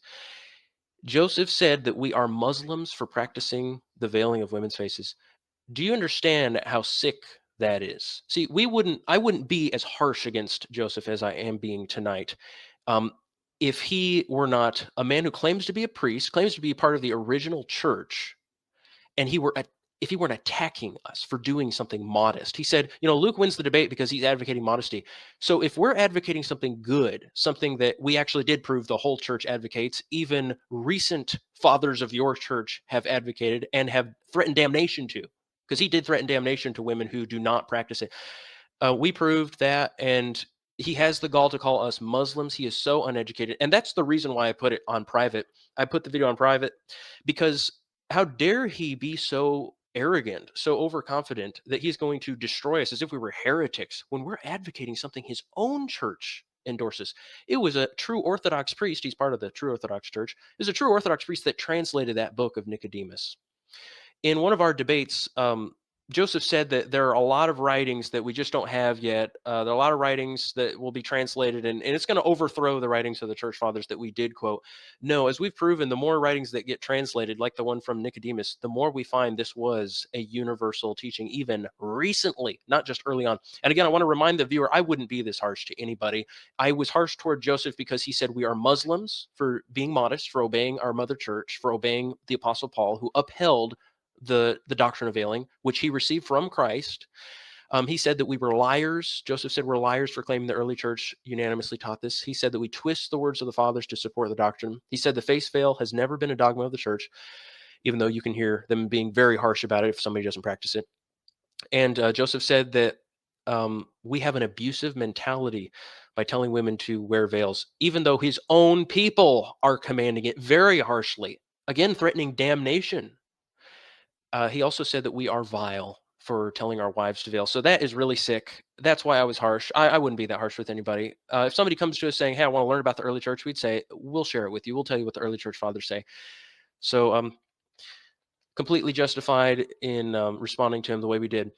We want to show you our philosophy. Some people might say, Luke, are you just picking and choosing? Do you accept some things from the fathers and not others? No, we believe that everything that the church unanimously taught must be obeyed. We believe that that is from the apostles. If you can verify it was unanimously taught. Let me show you Vincent of Lerins, who is a very highly esteemed church father who wrote in the early 400s.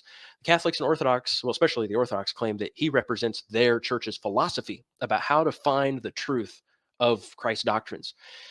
And Vincent says, what if some novel contagion, some new sickness should seek to infect not merely an insignificant portion of the church, but the whole church? He says, then it will be the layman's care to cleave to antiquity.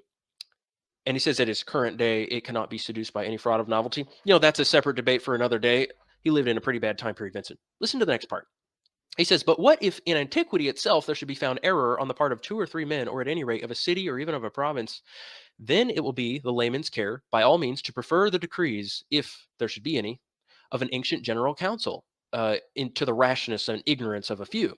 So he's saying we ought to be reading what the ancients said about these things if we find heresy being taught in the current church. And he says, but what if some error should spring up on which no such decree is found to bear? So he's admitting sometimes there are questions like the one we're discussing tonight where you can't find a council discussing it. He says, listen to this next part. He says, then he, the layman, you and me, guys, we must collate and consult and interrogate the opinions of the ancients, of those, namely, who, though living in various times and places, yet continuing in the communion and faith of the one Catholic Church, stand forth acknowledged and approved authorities. And whatsoever he shall ascertain to have been held, written, taught, not by 1 or 2 of these only, but by all, equally, with one consent, openly, frequently, persistently, that he must understand that he himself also is to believe without any doubt or hesitation. So Vincent here is admitting it would be possible in the future, in his future, he says this in the 400s, for the whole church to be infected by heresy. And he says, if that happens, it's your job, layman, it's your job, brother or sister, to go find out what the ancient fathers taught from the very beginning. And that's what we did. We are being obedient by doing that. We went and read all of them. I had many other witnesses with me. We all fact check each other. And guys, for goodness sake, I live in Texas. I mean, I am a Southerner. You think this was an easy doctrine for me to accept or for any of my friends to accept? When I first heard it, I'm going, oh my goodness, are you serious? I thought it was just Tertullian and Clement of Alexandria. Are you telling me it's in apostolic constitutions? Oh my goodness, it's also Athanasius, it's Ambrose, it's John Chrysostom. Oh my goodness, it's Jerome, it's Epiphanius, it's the whole world saying it. And that was difficult for me to accept. I understand the difficulty for you to accept it too. But we're not these ignorant children just taking quotes out of context. We quote huge context. We don't just quote one little sentence out of context. We are preserving the ancient teaching of the church. We're doing what Joseph should be doing. You know, he's going to split from the Eastern Orthodox Church because he claims that they are heretical. He should be doing what we're doing, Joseph. The calendar isn't their only heresy. What a tiny thing compared to massive heresies like this, where men like you, many men like you, condemn modesty, the ancient tradition of the church that was practiced by all the Jews, practiced by all the righteous women in the Old Testament and in Jewish tradition. It was practiced by all the Greeks and the Romans, by the entire pagan world. It was practiced by all the ancient Christians for many centuries.